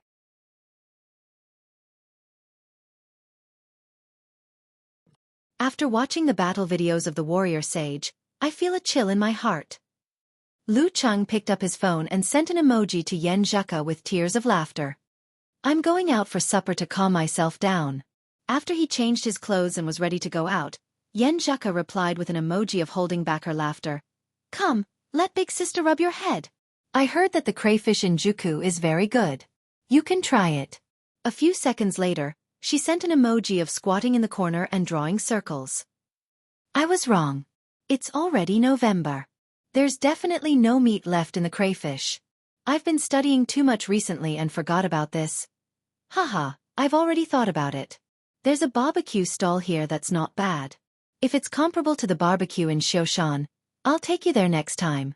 Lu Cheng put on a pair of black-framed glasses that covered half of his face and a brown baseball cap. He took his phone and wallet and checked himself in the mirror at the entrance. After confirming that he looked good, he opened the door and walked out of the hotel. He didn't want to disturb Alman. There was no need to trouble her assistant with such things. The autumn wind was rustling and the night was chilly. Lu Cheng followed the GPS and walked 2 streets in a strolling manner. Finally, he saw the brick factory barbecue. He saw that the roadside tables were filled with people at the same time. Business is so good. The food should be good. Lu Cheng muttered. He walked over and found the waitress. Are you eating here or taking away? The waitress asked in an orderly manner. Lu Cheng felt the refreshing autumn wind and answered with a smile. I'll eat here. Then you'll have to suffer a little. The waitress said embarrassedly. Look, we don't have any more tables. How about we give you a stool to put the barbecue on? It's just right for you to sit on a small stool. Lu Cheng looked at the plastic stool. He pondered for a few seconds and said, Sure. A mighty one with physical invulnerability, the heavenly son of China, was sitting on a small stool with a blue plastic stool in front of him. Lu Cheng was in a daze at first. Then he took a picture and sent it to his little fairy. It feels like doing homework at the door when I was young. Back then, in order to watch the children play, he would bring out 2 stools, one high and one short, and sit in the open space outside the corridor to do his homework. He would do his homework for a while and play for a while. Before Yen Zheka could reply, his eyes were suddenly covered by a black shadow. He looked up and saw a tall and fat man standing in front of him, holding a small stool and a plastic stool in his hands. The fat man was wearing a gray plush hat and a black short-sleeved t-shirt. Although he hid it well, Lu Cheng recognized him at first glance. He was the living Buddha, Xiaofan, who had just defeated him in the afternoon. Living Buddha, Xiaofan. Xiaofan had just sat down when he felt someone sizing him up. He followed the line of sight and was stunned. Lu Cheng? In the background of the barbecue stall, the two of them stared at each other and didn't speak for a long time until the waitress came over and asked, What would you like to order? Lu Cheng was stunned for a few seconds and said, 20 sticks of beef, 20 sticks of pork ribs. Xiaofan followed closely and said, 20 sticks of potatoes, 20 sticks of eggplant. After announcing their dishes, they paused for a moment. Lu Cheng and Xiaofan suddenly laughed and were no longer restrained. Haha, I didn't expect to meet you, Xiaofan said casually. Lu Cheng shook his head and laughed. After changing the way he addressed Xiaofan a few times, he said, I also didn't expect Master to come to such a place personally. Xiaofan was silent for a while before replying, That sounds a little weird. Just a casual remark. Lu Cheng laughed dryly and didn't say anything else. They weren't familiar with each other and lacked the foundation to continue the conversation. But should I take the initiative to pay the bill later? Do physical invulnerability experts care about this? It's just a matter of a few barbecue skewers. Lu Cheng's thoughts flew and he was in a dilemma. He picked up his phone and shared this matter with Coach Yen for guidance. However, Yen Zheka was in the middle of an important lesson and didn't reply immediately. After a while, the waitress served some of the barbecue skewers.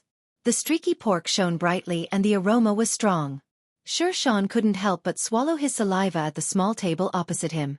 Lu Cheng was amused and recalled that Living Buddha only ordered vegetarian dishes. He couldn't help but tease. Master, do you want to eat? From the memory fragments you passed on to me, Tantric Buddhism doesn't abstain from this. Xiaofan's expression changed slightly and he sighed with a smile.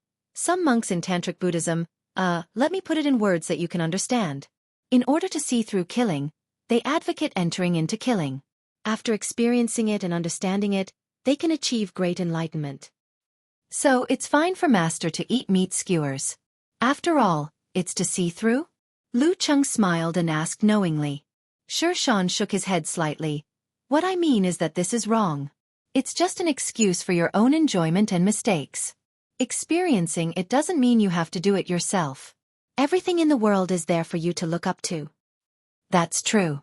Lu Cheng replied thoughtfully. He then smiled and said, Anyway, generations of living Buddhas have experienced eating meat. Master, you're also experienced. It's not a loss. Yes, it's not a loss. Xiaofan sighed. How can modern spices and modern culinary skills be compared to ancient times? I pity you. Lu Cheng didn't say what was on his mind.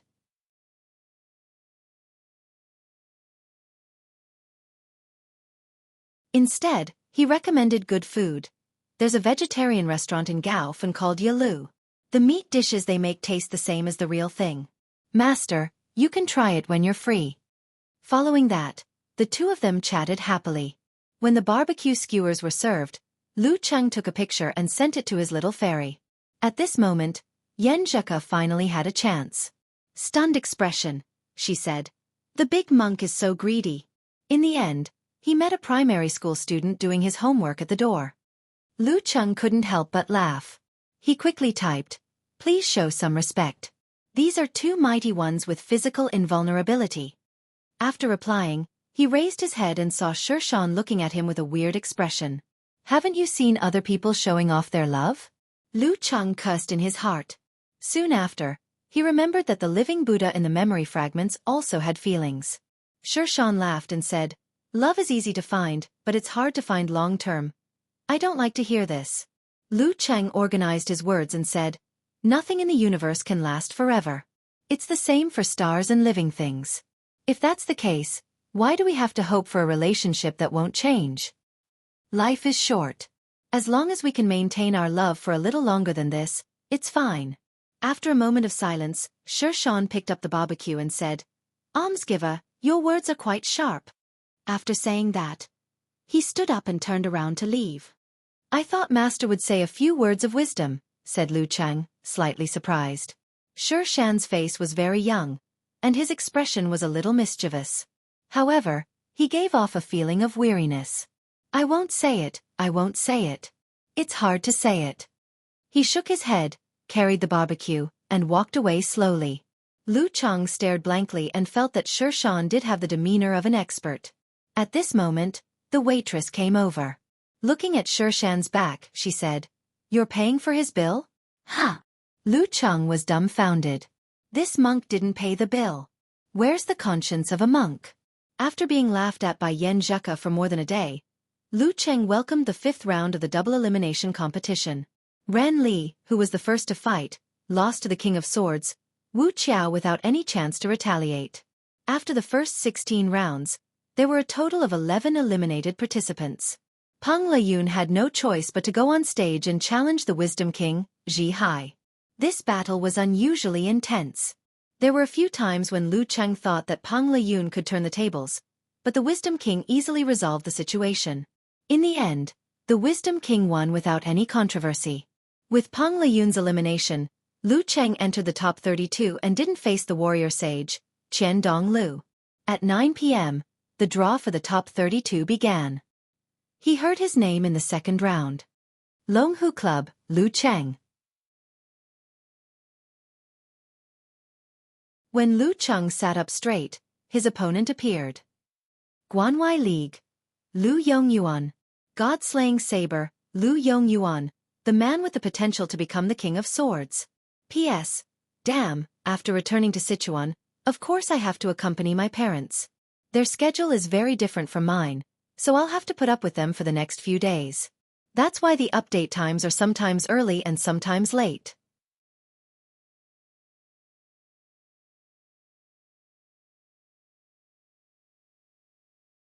Chapter 640. As a veteran fan of professional matches, the moment he heard his opponent's name, all sorts of information about him appeared in his mind. Lu Yongyuan was the champion of the Guanwai League, a first pin expert who had dominated for more than a decade. He was a quarter Russian, and his facial features were well defined. He was quite handsome, and his eyes even had a faint green tint. Ever since he turned 30, his hair had been combed back neatly. Even though he had aged a few years, he looked more like a leader. Lu Yongyuan was born in the martial arts school system of the Yanzhou League. He was only a year younger than Dong Baxian, and in that era, he was as famous as Dong Baxian, just like Peng Liyun and Ren Li in the first 2 years of the university martial arts circle. It was just that his reputation was limited to a smaller circle and wasn't as well known. After reaching the Dan stage, he was roped in by the Guanwai League in his hometown and left his alma mater. If he had kept a low profile, no one would remember him, and no one would slander him. However, he grew stronger and stronger day by day. Therefore, the hatred and disgust of the supporters of the Yanzhou League grew by the day. They felt that he had betrayed them and was a complete traitor. If he had stayed in the capital and formed a double insurance with Dong Baxian, and with the cooperation of the first pin experts like Lin Shuyao, the Yanzhou League today would have been able to compete with the Longhu League, Shangqing League and Daxing League. Lu Yongyuan didn't care about this. In an interview, he even said that being condemned by the public would only make him stronger. This was the truth. He was the kind of martial artist who would perform better in bigger situations. The stronger the enemy he faced, the stronger he would be.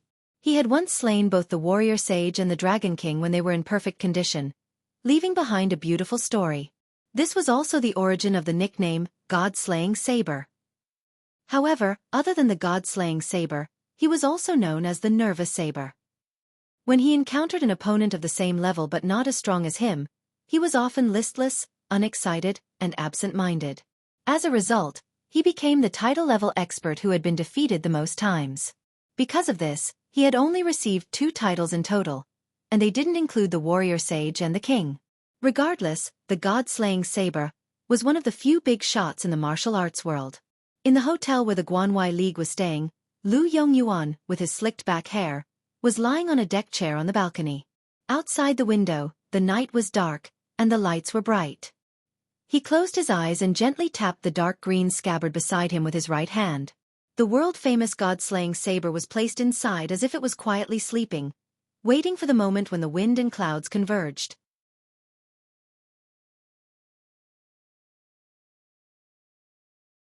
In the living room, which was separated from the balcony by a door, the big screen television was broadcasting the drawing ceremony for the top 32. The sound was very low and almost indistinct.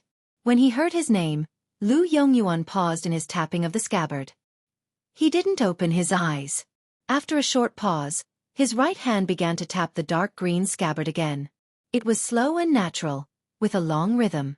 Outside, the autumn rain was hazy, dripping against the window, complementing each other.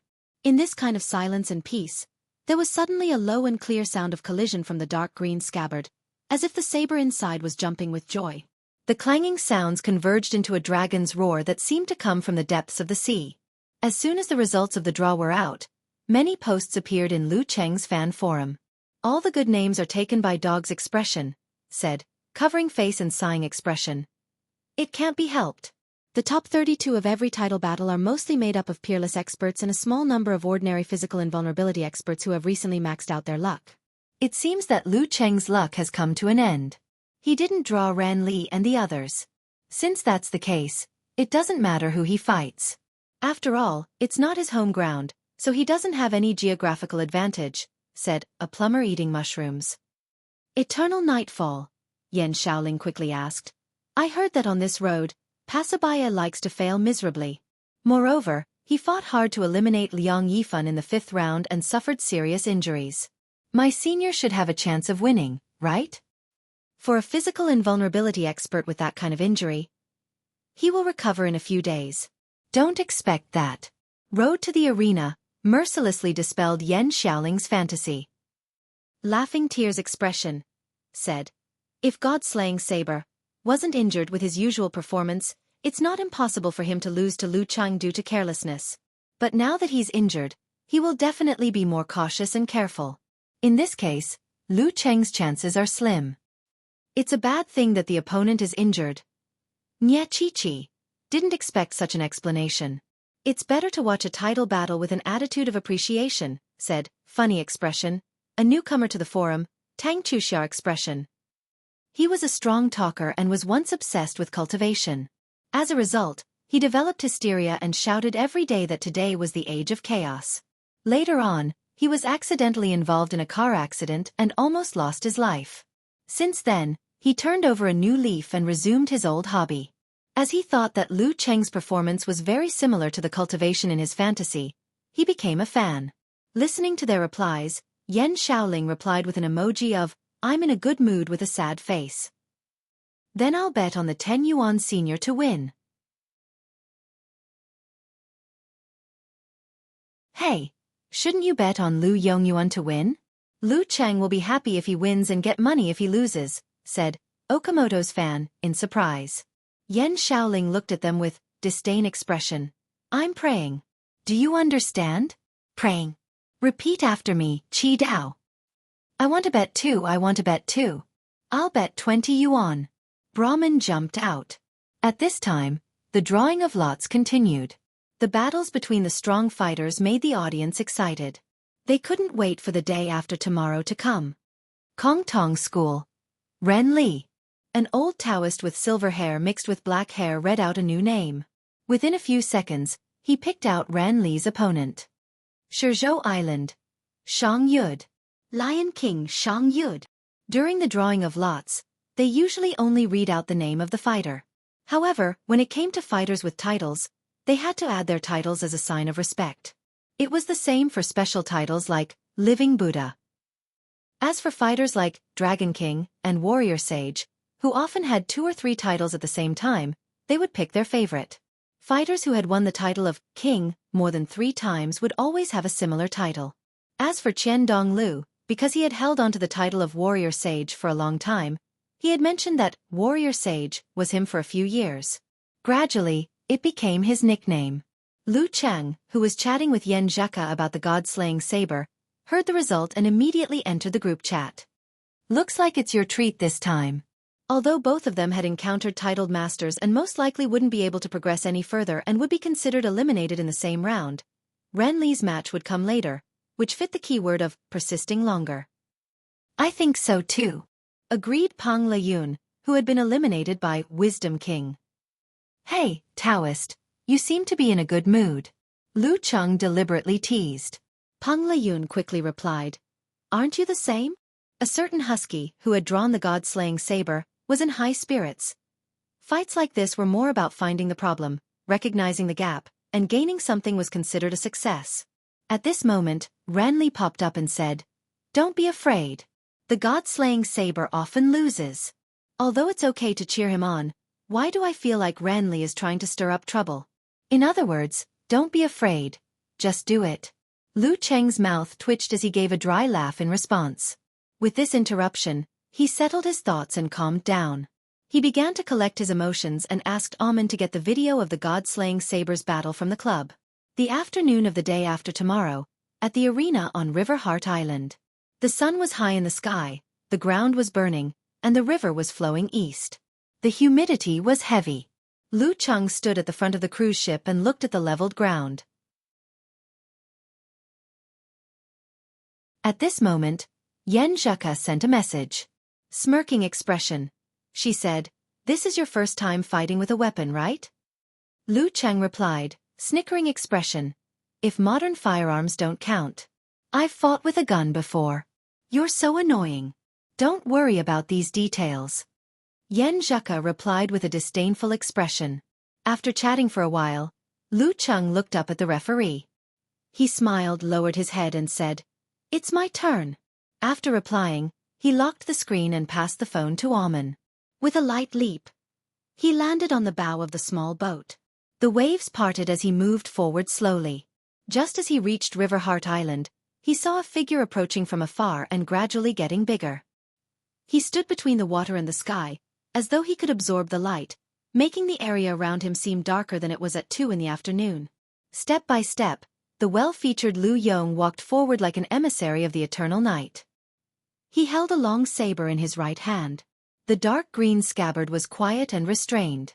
But when Lu Cheng saw it, he was shocked. He felt as though there was an evil dragon locked in it that was about to break free and bite him. P.S. This time it's a few minutes earlier, but it'll be at midnight. It should be back to normal by the day after tomorrow.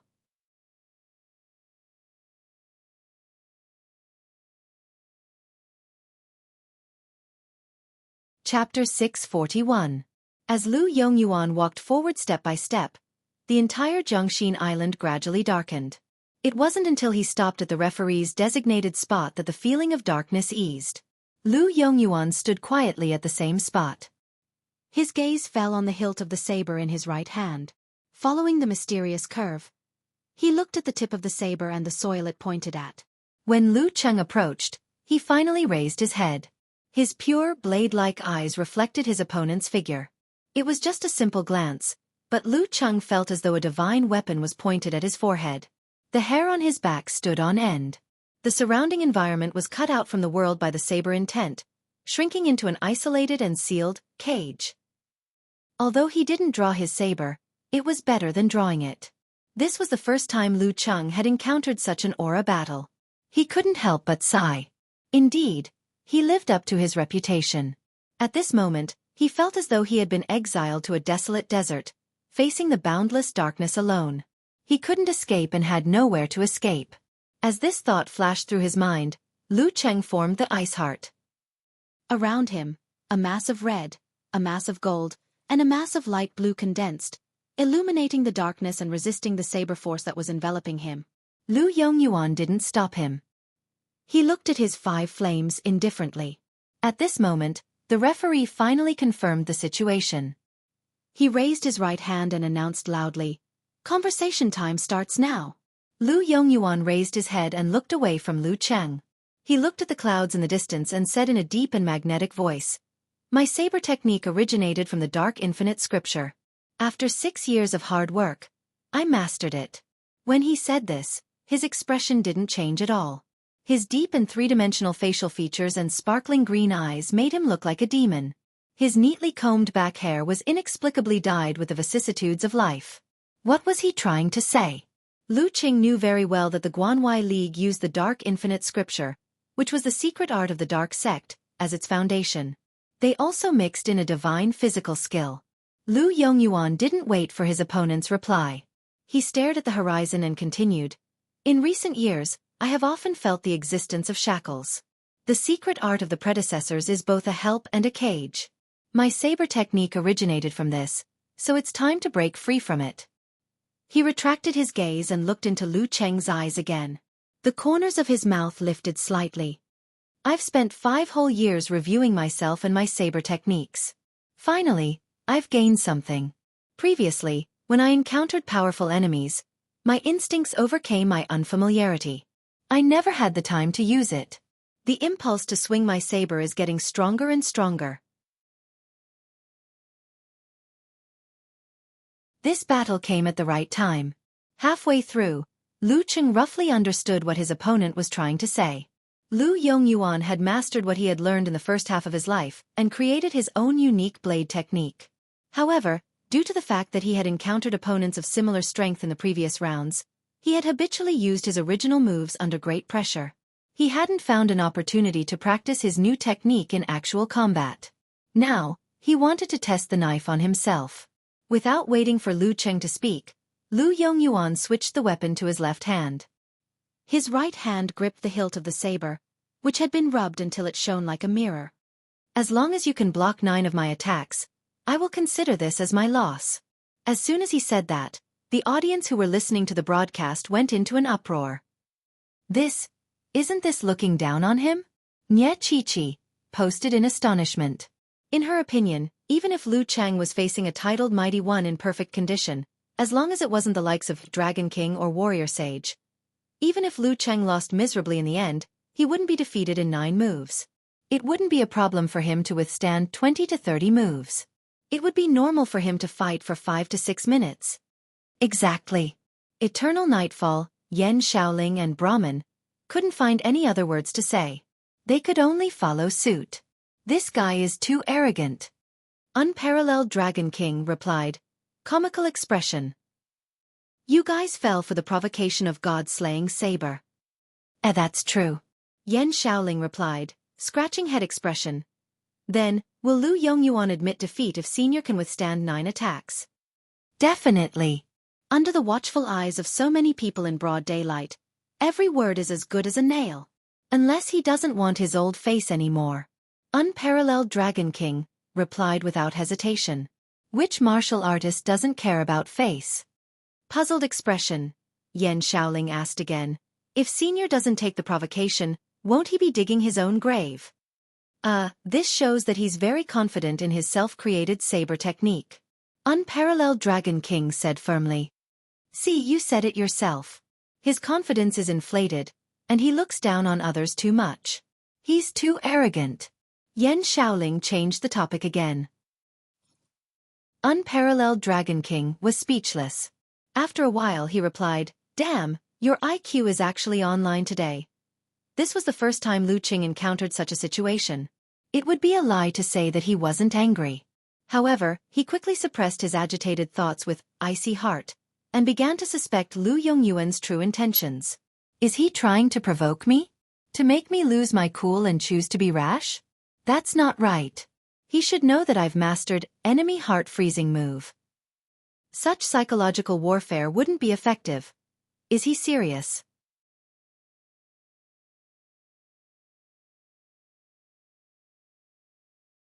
As thoughts ran through his mind, Lu Cheng's eyes became as deep as the starry sky.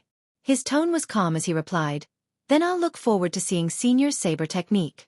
He didn't agree to the promise of 9 sabers, but he didn't deny it either. Lu Yongyuan nodded slightly and half-closed his eyes. He didn't speak anymore, as though he had turned into a stone statue. After a short while, the referee at the edge of Riverheart Island gathered his Dantian Qi and shouted, "Begin!" Clang! A long and distant sound suddenly came from Lu Yongyuan's scabbard. It was like the roar of a real dragon from the depths of the ocean, reverberating in Lu Cheng's ears and heart. The sound of the saber reached its peak as soon as it appeared. Lu Yongyuan flicked and released his left hand, and his right hand suddenly pulled out the famous, god-slaying saber.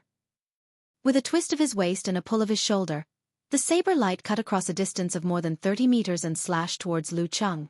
It seemed to have absorbed all the light around it, making it brighter and purer. It made the 20-meter radius around Lu Cheng darker and darker. All sorts of hidden dangers were brewing in the darkness. Zzzzzzzzzzzzz. The golden, crimson, and faint purple colors around Lu Cheng were eroded by the darkness. They shrunk rapidly and were on the verge of going out of control. They were like snow under the scorching sun at noon.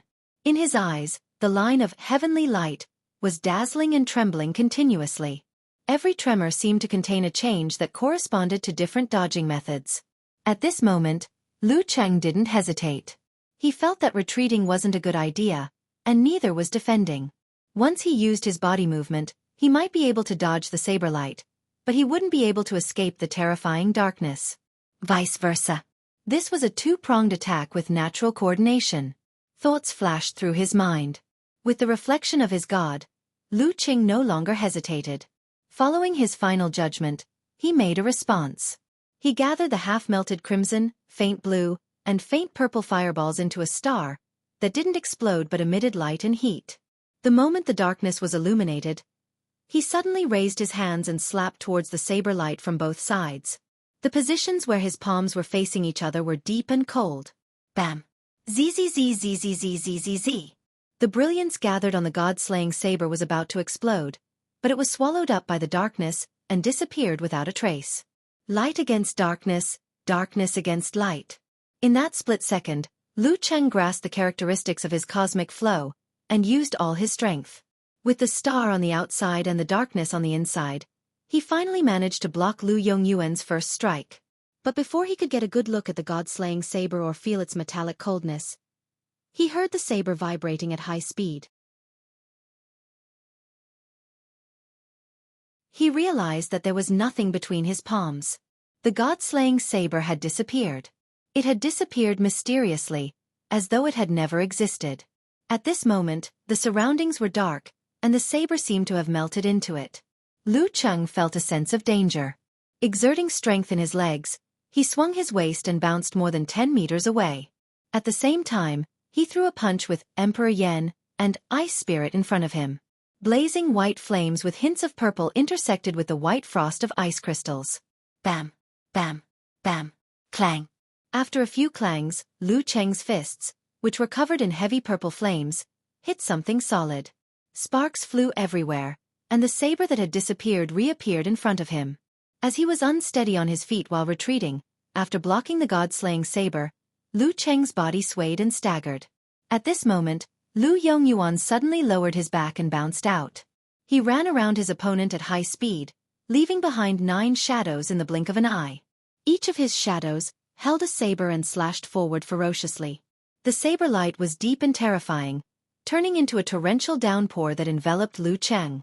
Lu Cheng felt that his enemy had finally stretched his body and revealed his true form.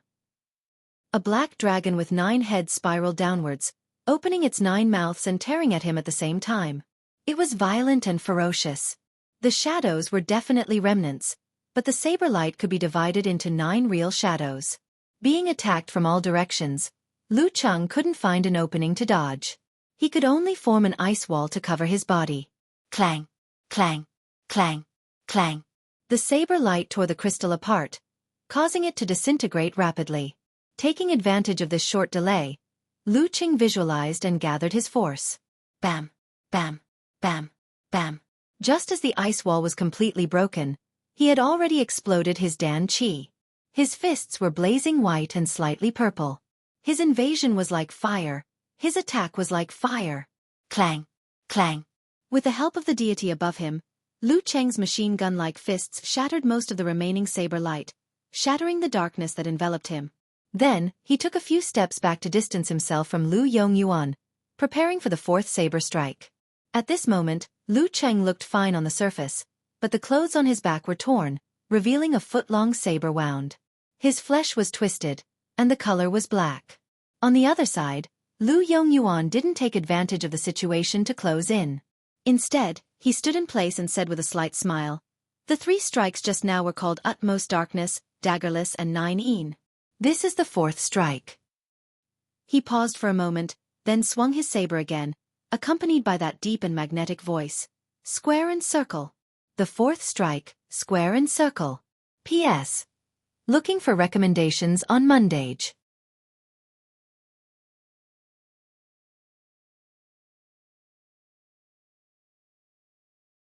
Chapter 642. The God-slaying saber slashed down from above. It was plain and simple, but Lu Cheng felt his surroundings suddenly dim, as though he was isolated from the world. Not only that, but they were also surging with undercurrents, piling up layer after layer of invisible shackles, making it difficult for him to break free. It was difficult for him to punch and kick, as if he could only watch as the long saber slashed down, resisting metal with his flesh.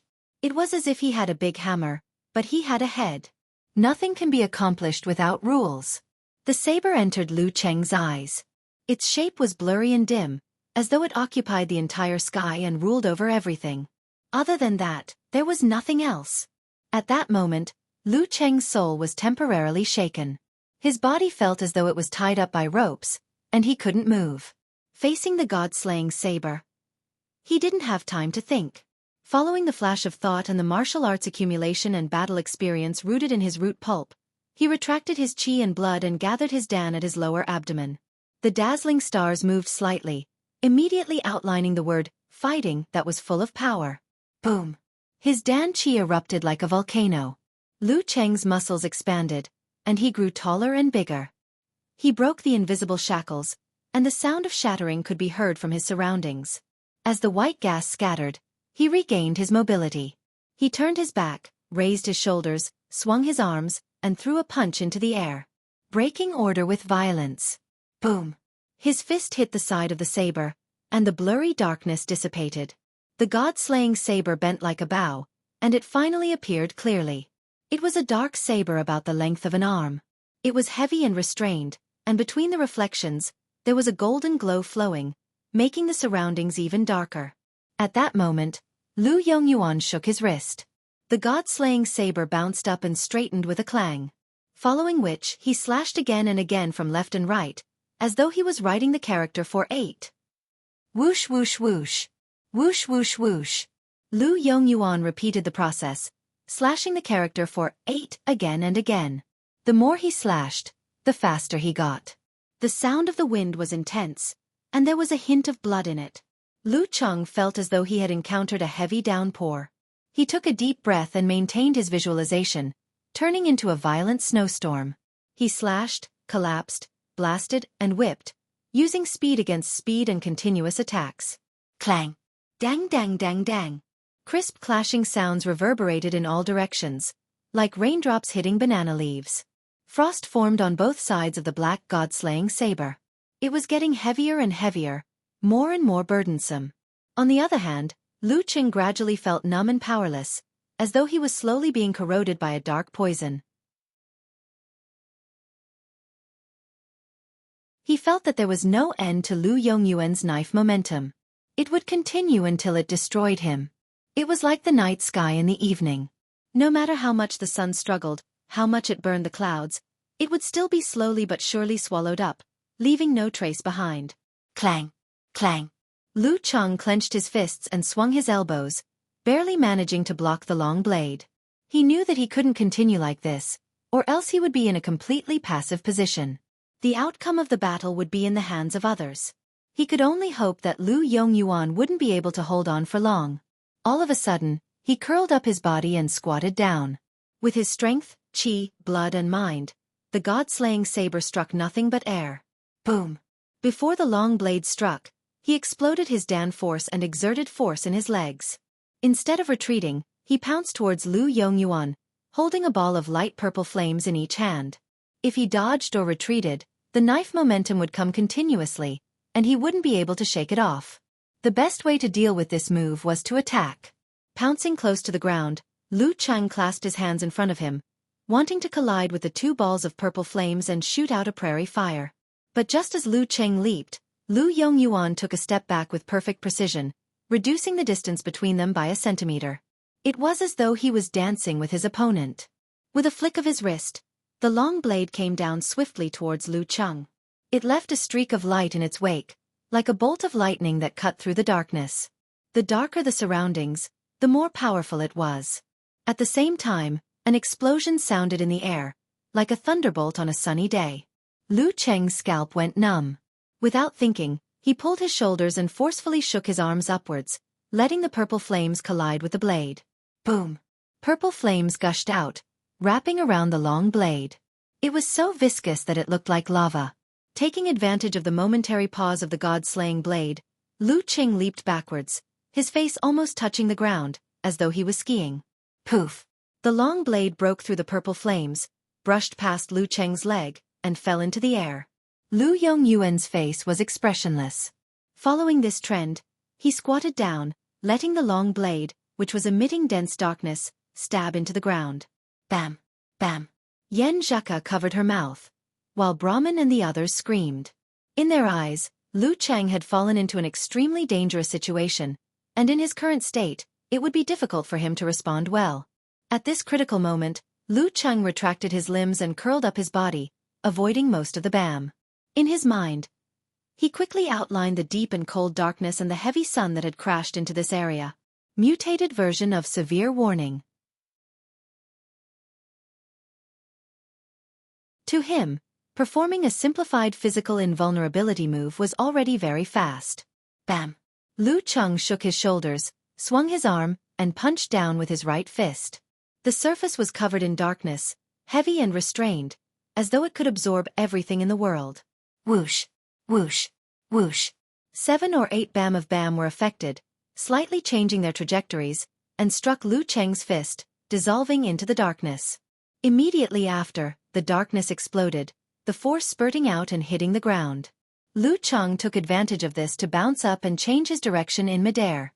Just as he stepped on the ground, he stirred up a strong wind and changed his position, avoiding further attacks. During this process, his right fist was covered in cuts, and darkness invaded. Much of his strength was absorbed, and he could only droop weakly.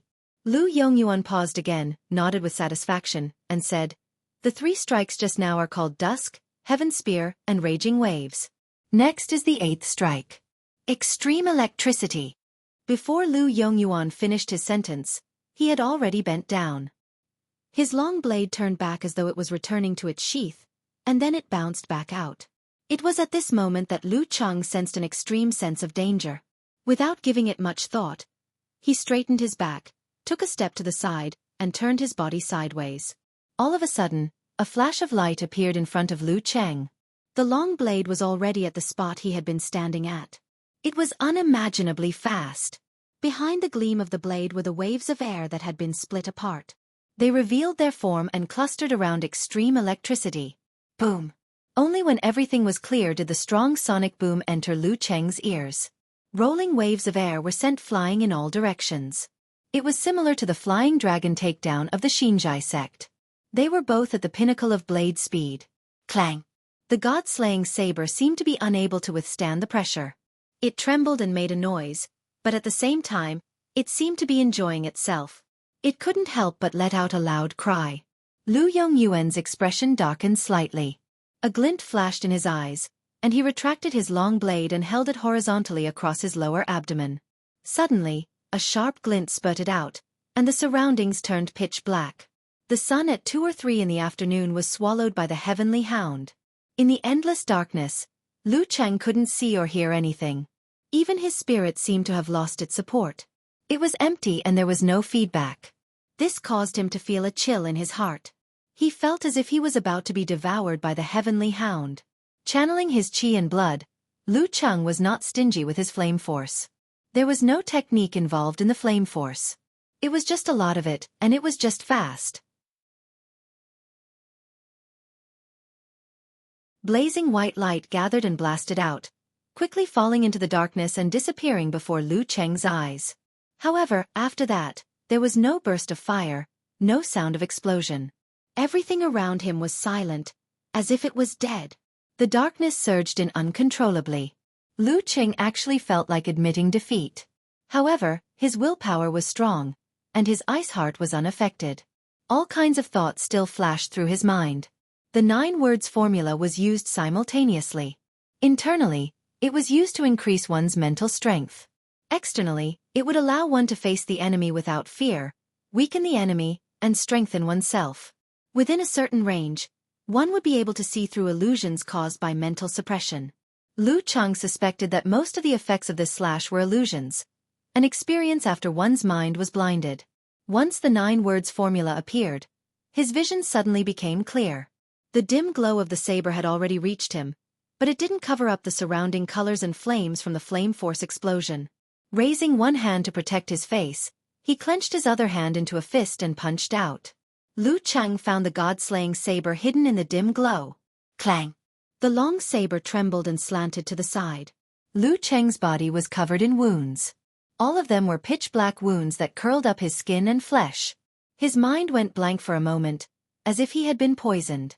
He quickly gathered his qi and blood, alleviating most of the effects.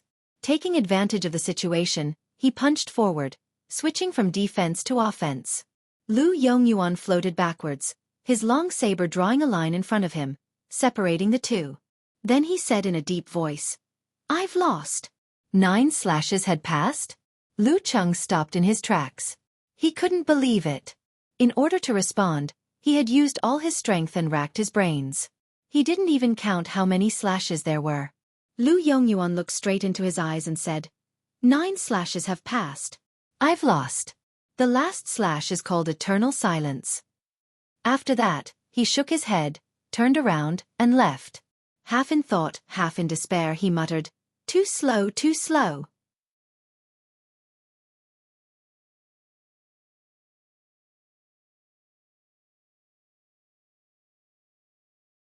Chapter 643. Looking at Lu Yongyuan's straight but bleak back as he left, Lu Qing didn't feel much joy from winning the match. Even when the referee announced his victory, it didn't cause any ripples in his heart.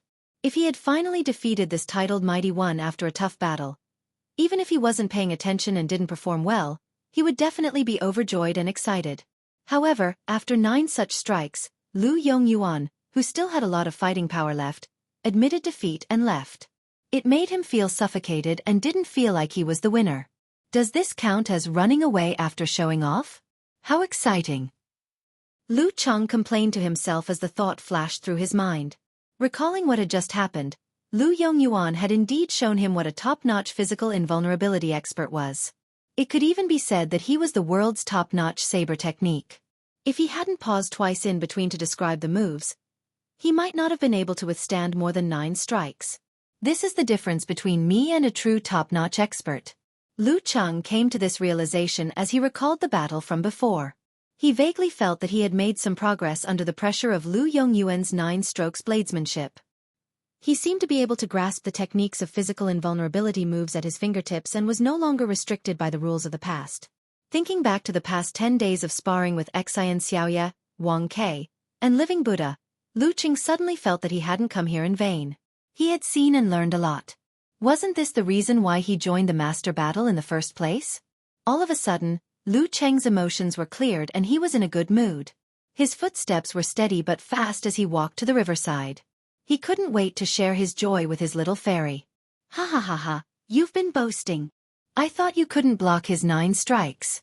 Setting off Firecracker's expression, Brahman said.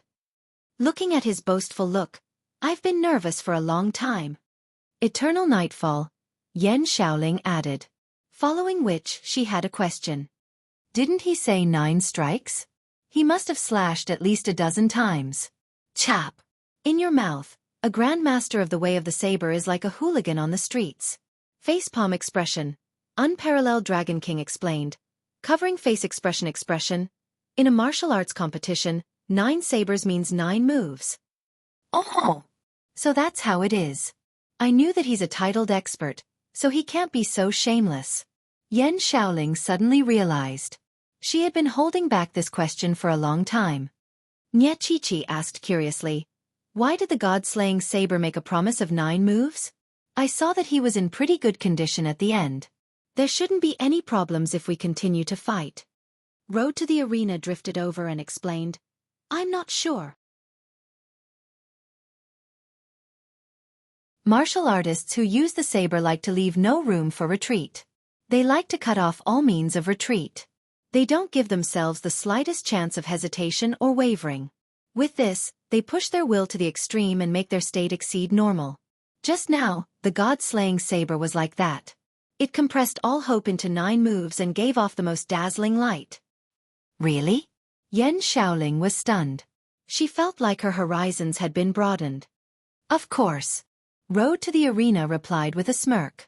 Of course it's fake. I just made it up. How can martial artists like us understand the thoughts of physical invulnerability experts? At this moment, there was a heated discussion on Weibo. They felt that Lu Yongyuan's choice was incomprehensible. There's no problem with the promise of 9 moves.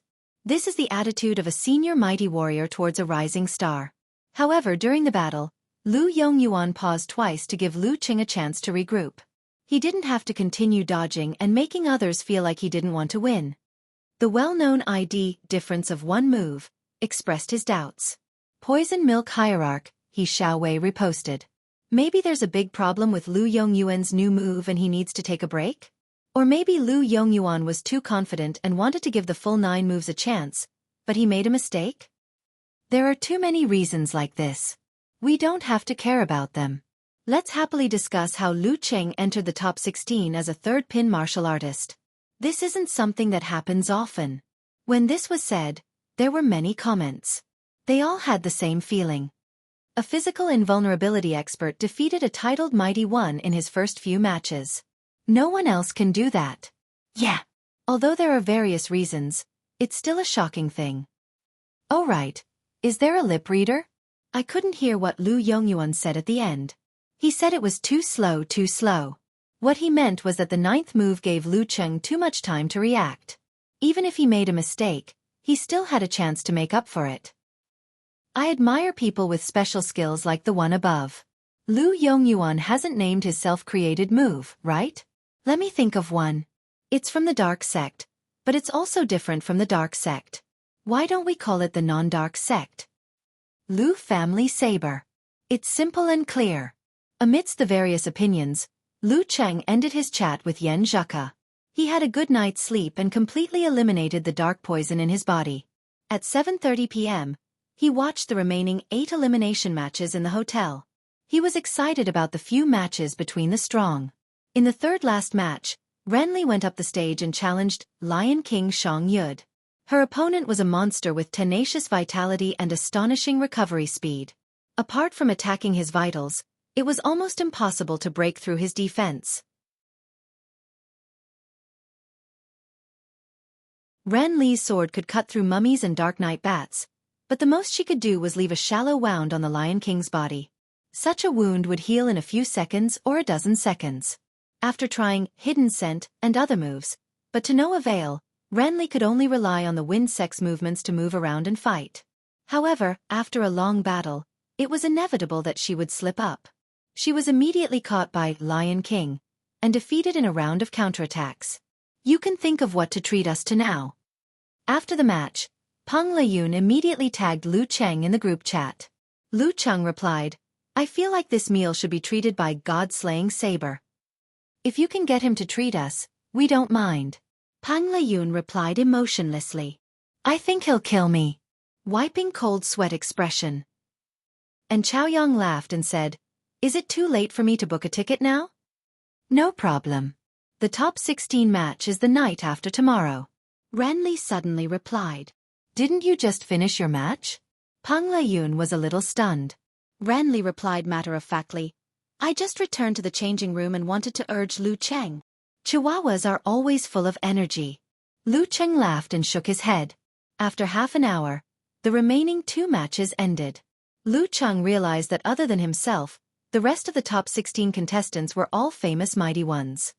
Warrior Sage, Qian Dong Lu, Kiran Dong Baxian, Wisdom King Zhi Hai, Taoist Sword Wu Qiao, Spear King Huang Ku, Clown Gu Jianqi, Queen of Thought Fei Dan, Optimus Prime Long Zhun, Blazing Sword Qi Ling.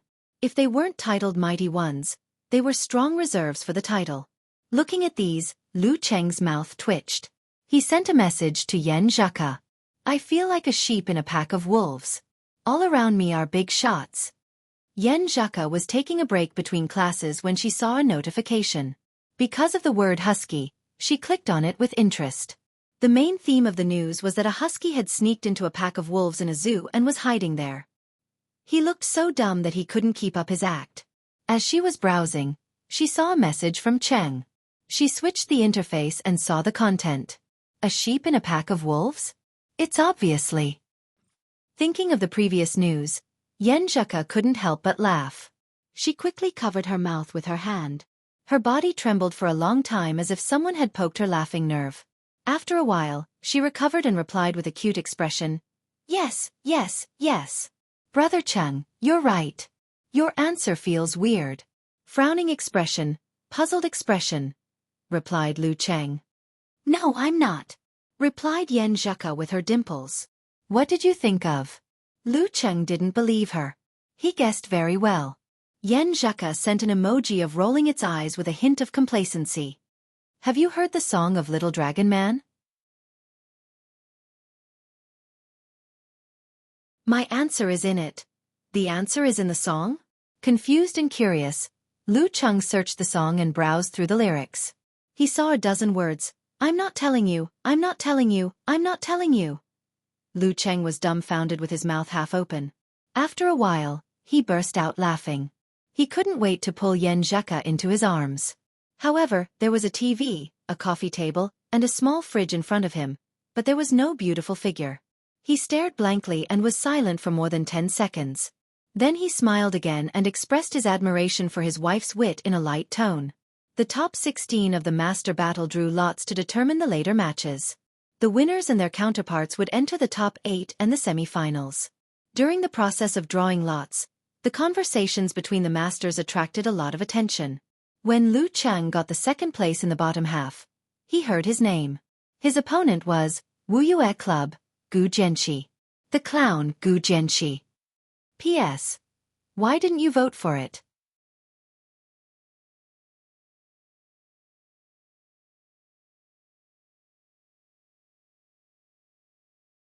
Chapter 644. At the side entrance of Jiuchu City's 50,000-seat stadium, Gu Jianqi, who had just participated in the elimination round of the top 32 and watched the lot drawing ceremony, walked out with his hands in his pockets. He turned into the alley behind him. He had a hairstyle commonly seen in war-torn zones, with a head full of small braids. There was a tattoo of a clown with black and green stripes on his neck and cheek. The lower down, the more exposed his skin was, the more tattoos there were. They were densely packed and stacked on top of each other, sending chills down one's spine. There was an unreliable rumor in the pugilistic world that Gu Jianqi would get a tattoo as a souvenir every time he experienced a major event. For example, the clown tattoo represented the first time he killed someone. At this moment, Gu Jianqi was wearing a black and colorful hip-hop style t-shirt. He didn't look like a renowned physical invulnerability mighty one, but more like a rapper. Just as he was about to turn the corner, a male reporter who had been waiting for him for a long time leaped over, raised his microphone, and asked, Mr. Gu, what are your thoughts on the battle between you and Lu Cheng for the top 16? It was forbidden to interview martial artists before the start of the competition to avoid disturbing the mood of the contestants. Therefore, he had to seize this fleeting opportunity. Before he could finish his sentence, the reporter with 2 pimples on his forehead saw Gu Jianqi looking at him coldly. That gaze was like that of a wild wolf choosing its prey, and it made him shudder. I was just asking. It's fine if you don't want to answer. The reporter opened his mouth to explain, but he couldn't even stutter. His voice was stuck in his throat. As expected of the clown, who had taken more than 100 lives. He sighed to himself with fear and trepidation. And this was under the premise that the clown rarely left the country after the ranking ceremony. Gu Jianqi retracted his gaze and spat out 3 words coldly. No opinion. No opinion. The reporter's mind went blank as he stood there stiffly. He only recovered when the clown took a few steps forward. He keenly picked up on the emotions hidden in Gu Jianqi's words. He was angry because of the question. So he had no opinion? Why was he angry? Was it because the question had insulted him? In a flash of inspiration, the reporter caught up with him. He panted slightly and said, Mr. Gu, do you think there's no need to discuss this match? Do you think there's only one outcome? That you're sure of winning? Gu Jianqi turned his head to look at him expressionlessly. He answered in a flat tone, You're right. Yes. When the simple word yes entered the reporter's ears, it was as if he had heard the sound of nature. He felt that he had gotten the big news of the day, as expected of the clown, who was known for being straightforward.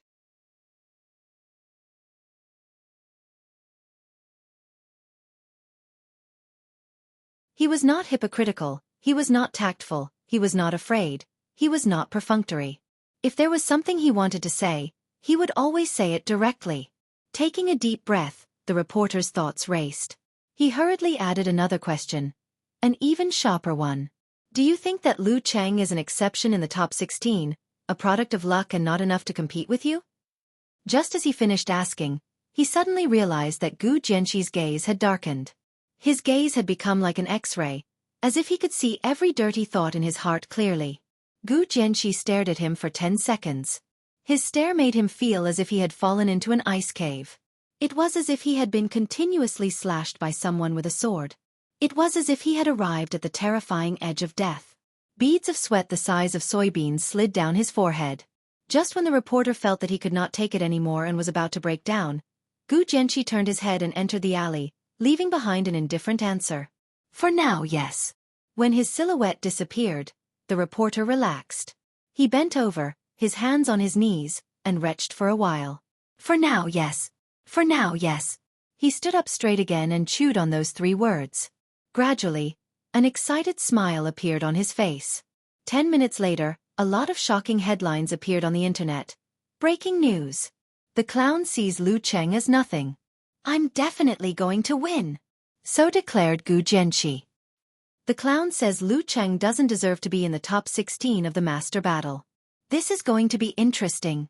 There's an uproar everywhere. Xian Xiaoya, who had just entered the hotel lobby, clicked her tongue as she looked at her phone. Just then, from the corner of her eye, she saw a gloomy Gu Jianqi appear at the main entrance. Have you seen it? Xian Xiaoya waved her phone. Gu Jianqi nodded without any expression, indicating that he already knew about the headlines and the argument between the fans of the 2 groups. Sigh, it's not like you don't know. These reporters, if you give them 1 point, they'll give you 5 points, said Xian Xiaoya casually.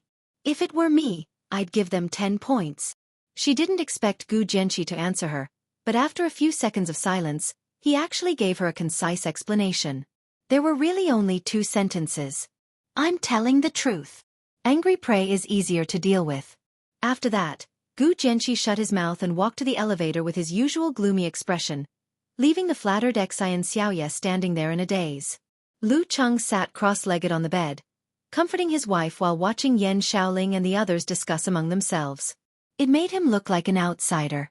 He knew very well that there was nothing wrong with what Lu Cheng said. With his newly consolidated strength, he could win against Crazy Blade on a whim, but it was almost impossible for him to defeat Lu Cheng.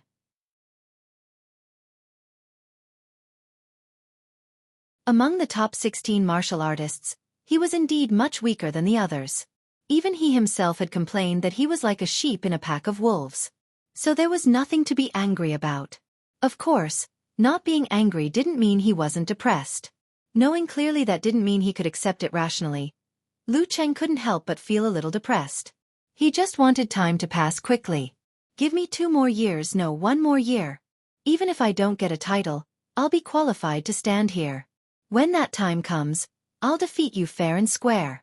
As his thoughts ran wild, He focused more of his energy on watching the clown's battle videos and watching the Death Sect unique skill that was infused with a little bit of freezing. With such seriousness and focus, the top 16 elimination round arrived quickly. At 7:30 p.m. In early November, it was already chilly. Crowds of spectators rushed to the stadium against the chilly autumn wind, filling up the Jiuqiu city's 50,000-seat stadium, leaving only the passageway between the battleground and the empty seats to prevent stampedes. After hearing Little Fairy's cheers, Lu Cheng calmed down. He stood up without feeling angry, happy, expectant, or self-deprecating, and walked out of the changing room. He didn't think about what would happen if he won or lost the match. He was only thinking about how to do his best and grab hold of that sliver of opportunity to win. Walking through the long passageway and stepping onto the field that no longer had green grass, Lu Cheng, wearing a white martial arts suit with dragon and tiger patterns, saw Gu Jianxi, who was already standing opposite him. The clown was dressed in black.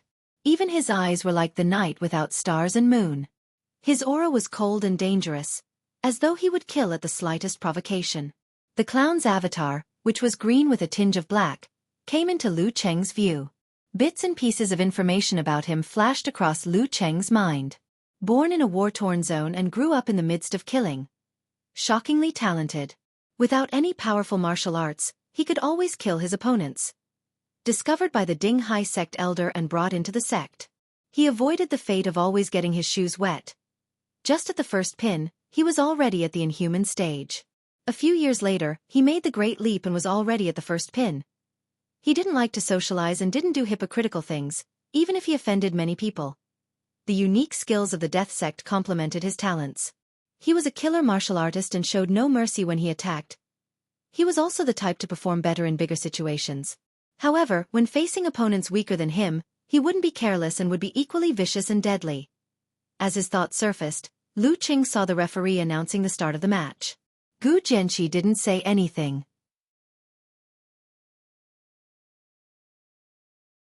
He just stared at Lu Cheng like a poisonous snake staring at a frog. At first, Lu Cheng didn't think much of it. However, after being stared at for 10 seconds, he gradually felt the urge to escape and avoid facing it. Gradually, he felt uneasy. He quickly formed his ice heart to alleviate the invisible pressure and strong premonition of danger. A dark starry sky appeared. Darker than the night sky. Bright stars moved slowly, heavy and scorching. Lu Cheng tried to use his aura to shake the clown. However, Gu Jianxi remained unmoved, as though he had lost all senses. He continued to stare at Lu Cheng, causing ripples in his ice heart. Is this a staring game where whoever blinks first loses? Lu Cheng suddenly had a similar thought. He almost burst out laughing.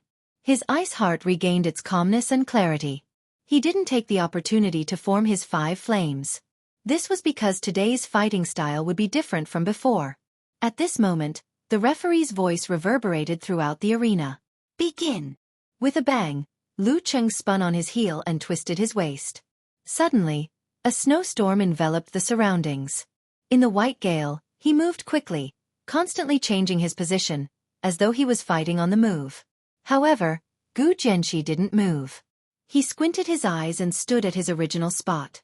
Seeing this, Lu Cheng pressed his thumb, and a crystal-cold light shot out with a whoosh. Then, he moved his feet and changed to another place. He punched fiercely, and a purple meteor-like flame burst out. Bam! Boom! Ice Spirit Holy Light and Lord Emperor's Purple Flame. The clown, Gu Jianxi, didn't try to dodge. He only took 2 steps and dodged in the most economical way possible. Whoosh whoosh whoosh. Boom boom boom. Lu Cheng kept moving in the snowstorm, attacking from afar. The cold light and purple flame danced together. Gu Jianxi, on the other hand, maintained his previous style, moving his body precisely and economically. This allowed Lu Cheng to predict his next move. Subconsciously, he paused for 2 seconds to slash at the clown, forcing him to take the initiative to crash into the Ice Spirit Holy Light. At this moment, Gu Jianxi suddenly moved. He didn't dodge as Lu Cheng had expected. Instead, he bent his back and pounced on his opponent, pouncing on his opponent who had slowed down. A black shadow blurred due to its high speed and quickly approached Lu Cheng. Lu Cheng had no time to dodge. He dodged, clenched his fist and smashed it diagonally, half blocking and half moving. Bam! Beneath him, the mud and stones suddenly exploded. A hand clenched into a fist and rushed out from the cracked ground, aiming for Lu Cheng's vital points. The blurry black shadow instantly turned illusory, distorted, and disappeared.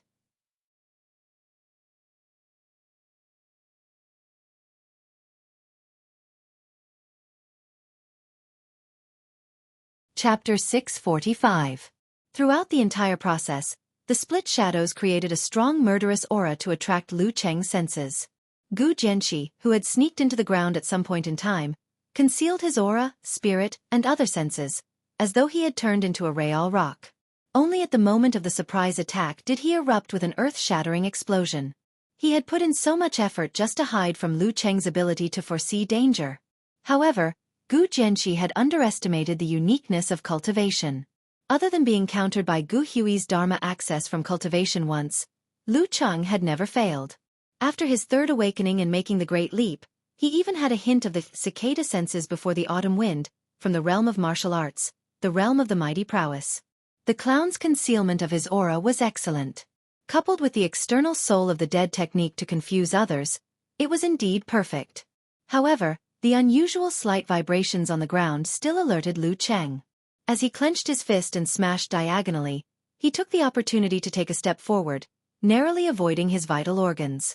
Amidst the splattering of mud and stones, he spread his arms, lifted his right knee, swung his calf, and used the tip of his foot to kick Gu Jianxi's fist that was flying towards the sky. This seemingly ordinary rock spreads its wings, had the power of internal explosion hidden within it. Lu Cheng knew that the clown had incorporated a little of the ice sex techniques and had extremely strong resistance to cold. In a split second, he naturally leaned towards using the fire sex techniques. 4 mighty ones who had made the Great Leap, their mental strength was strong, and visualization was easy and fast. They could easily execute simplified physical invulnerability moves. Poof! Lu Cheng's tip of his foot pecked the side of Gu Jianxi's fist and immediately channeled the hidden Emperor Yen force. At this moment, a dark green glow erupted from the clown's fist and turned into dancing butterflies. Every butterfly took away part of the flame force and started burning on its own. It was green and cold, like the soul-stirring phosphorescence in a mass grave. Seeing that the internal explosion was neutralized, Lu Cheng immediately retracted his leg and wanted to step out with his left foot to strike the Lord Emperor's purple flame into the ground to awaken the volcano. Just as he was about to retract his right leg, Gu Jianxi suddenly lost most of his weight, turning into a sticky plaster or a ghost that haunted the human body. He stuck his fist to the tip of Lu Cheng's foot, as though he wanted to be lifted by Lu Cheng. Not only would he avoid the subsequent attacks directed at the ground, but he could also assassinate Lu Cheng at close range. Seeing this, Lu Cheng instantly changed his strategy.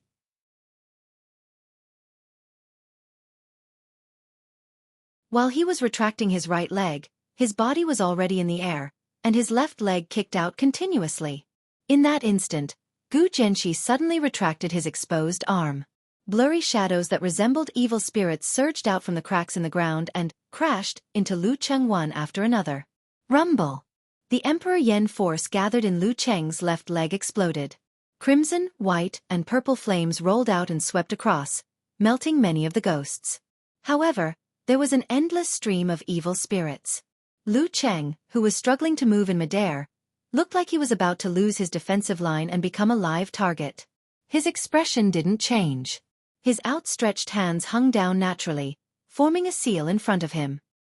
He exhaled and said, "Formation." His deep voice reverberated. The air around the cracks instantly froze, turning into an invisible cage.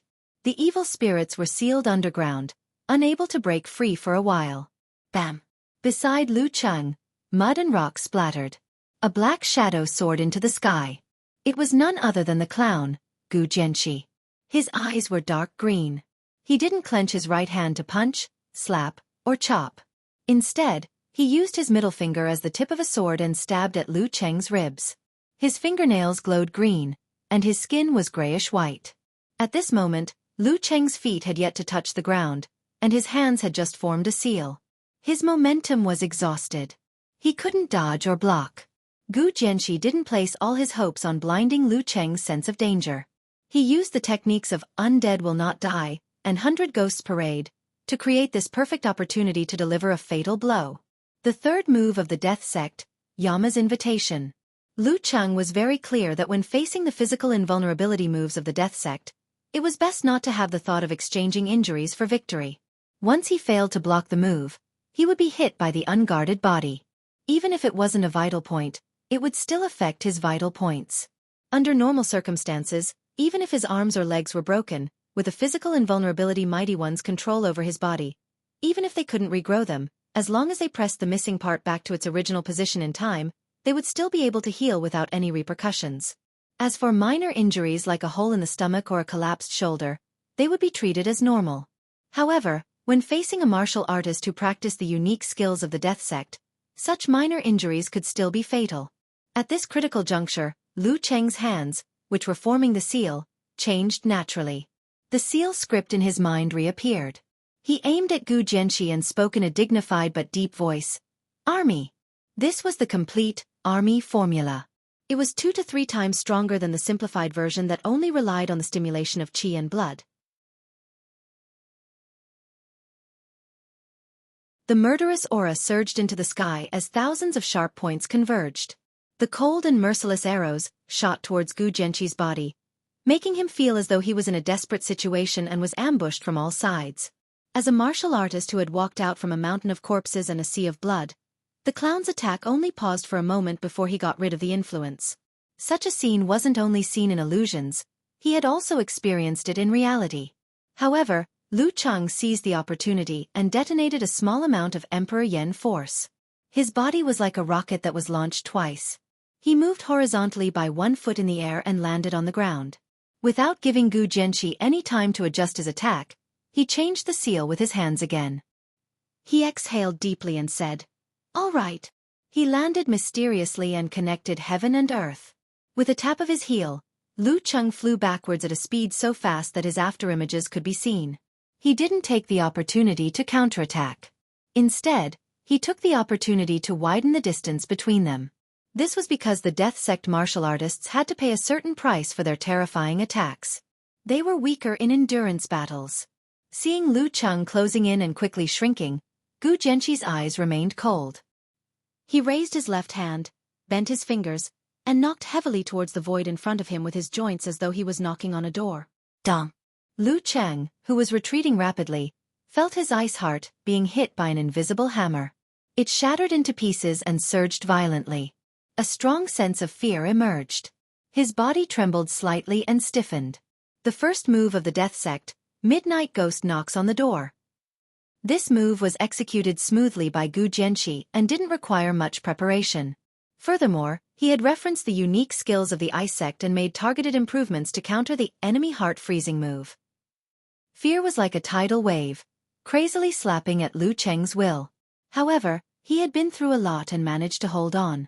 Once again, he formed a forward. Without complimenting his voice, Lu Cheng merely changed his hand seals. With a momentum of no return, Lu Cheng suppressed the fear in his heart and formed the ice heart once again. At this moment, Gu Jianxi had already closed in like a ghost. With a shake of his right arm, his arm swelled and his fist swung sideways. Lu Cheng had just raised his arm to block when he suddenly sensed danger. A layer of ice formed on his right leg and he retracted it out of reflex. It wasn't until this moment that he realized that the clown was kicking from above. However, that kick was soundless and undetectable to his senses. The 7th move of the death sect, Shadowless Killing Kick. Bam! Before Gu Jianxi's fist landed on Lu Cheng's raised forearm, his left leg had already landed on Lu Cheng's whip leg.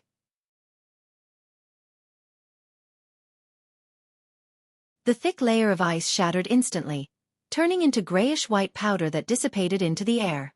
It took a few seconds for it to melt. Bam! The clown's fist was blocked and stopped. However, Lu Cheng felt a chill invade his body. It ignored the normal flame force and made his arms feel as though they were temporarily dead. This was a double trap. Gu Jianxi had prepared it specifically for Lu Cheng, who had a premonition of danger. He had weakened the power of the Shadowless Killing Kick and enhanced his Yama force with the Undying Soul technique. Originally, the upper part was illusory while the lower part was solid. Now, the lower part was 70% and the upper part was 30%. Lu Cheng didn't panic when he lost feeling in his 2 arms. Instead, He twisted his waist and swung his right arm out. It was a single whip. At the same time, he took a step forward with both hands and feet. With a heavy step, he created a field of blazing faint purple flames. They turned into a wall of flames and pushed towards Gu Jianxi. It was the fire sex, burning mountain and evaporating lake technique. At this moment, Gu Jianxi revealed a stiff smile. Instead of retreating, he advanced. He didn't put up any more defenses and just turned his body to avoid the single whip. Bam! The purple wall of flames slammed into his legs and ignited them. However, Gu Jianxi seemed to have turned into a corpse. He had lost his sense of pain and didn't show any signs of stopping. His left hand shot out like a cobra and jabbed towards Lu Cheng, who had already used up all his moves. He didn't slow down at all and seemed to have infused all his strength into it. At such a close distance, such an attack arrived in an instant. Lu Cheng only had time to pull his body back and avoid the attack on his neck. Gu Jianxi's left index finger was pressed against Lu Cheng's shoulder. Extreme danger was contained within. The ninth move of the death sect, Killer Strike, Final Smile. Lu Cheng's mind raced. He looked at the clown's completely charred legs and the hair between his legs that was covered in red flames. He couldn't help but feel a twinge in his balls. I thought I was good at exchanging injuries for victory and was an expert in life and death battles. However, there's always someone better out there. There's always someone more ruthless. If this move of mine was a little more powerful. He gasped and stopped resisting. He understood that Gu Jianxi was taking the risk by relying on the uniqueness of the body of the dead and the strong self-healing ability of a physical invulnerability martial artist. Of course, if it was a life and death battle, with his ruthlessness, he would have done the same even if he didn't have these and the risk was extremely high. This was the clown, Gu Jianxi. The corner of the referee's mouth twitched. He quickly raised his right hand and shouted, Gu Jianxi wins! Bits of flames fell and the dark green covered the charred black, like fashionable trousers.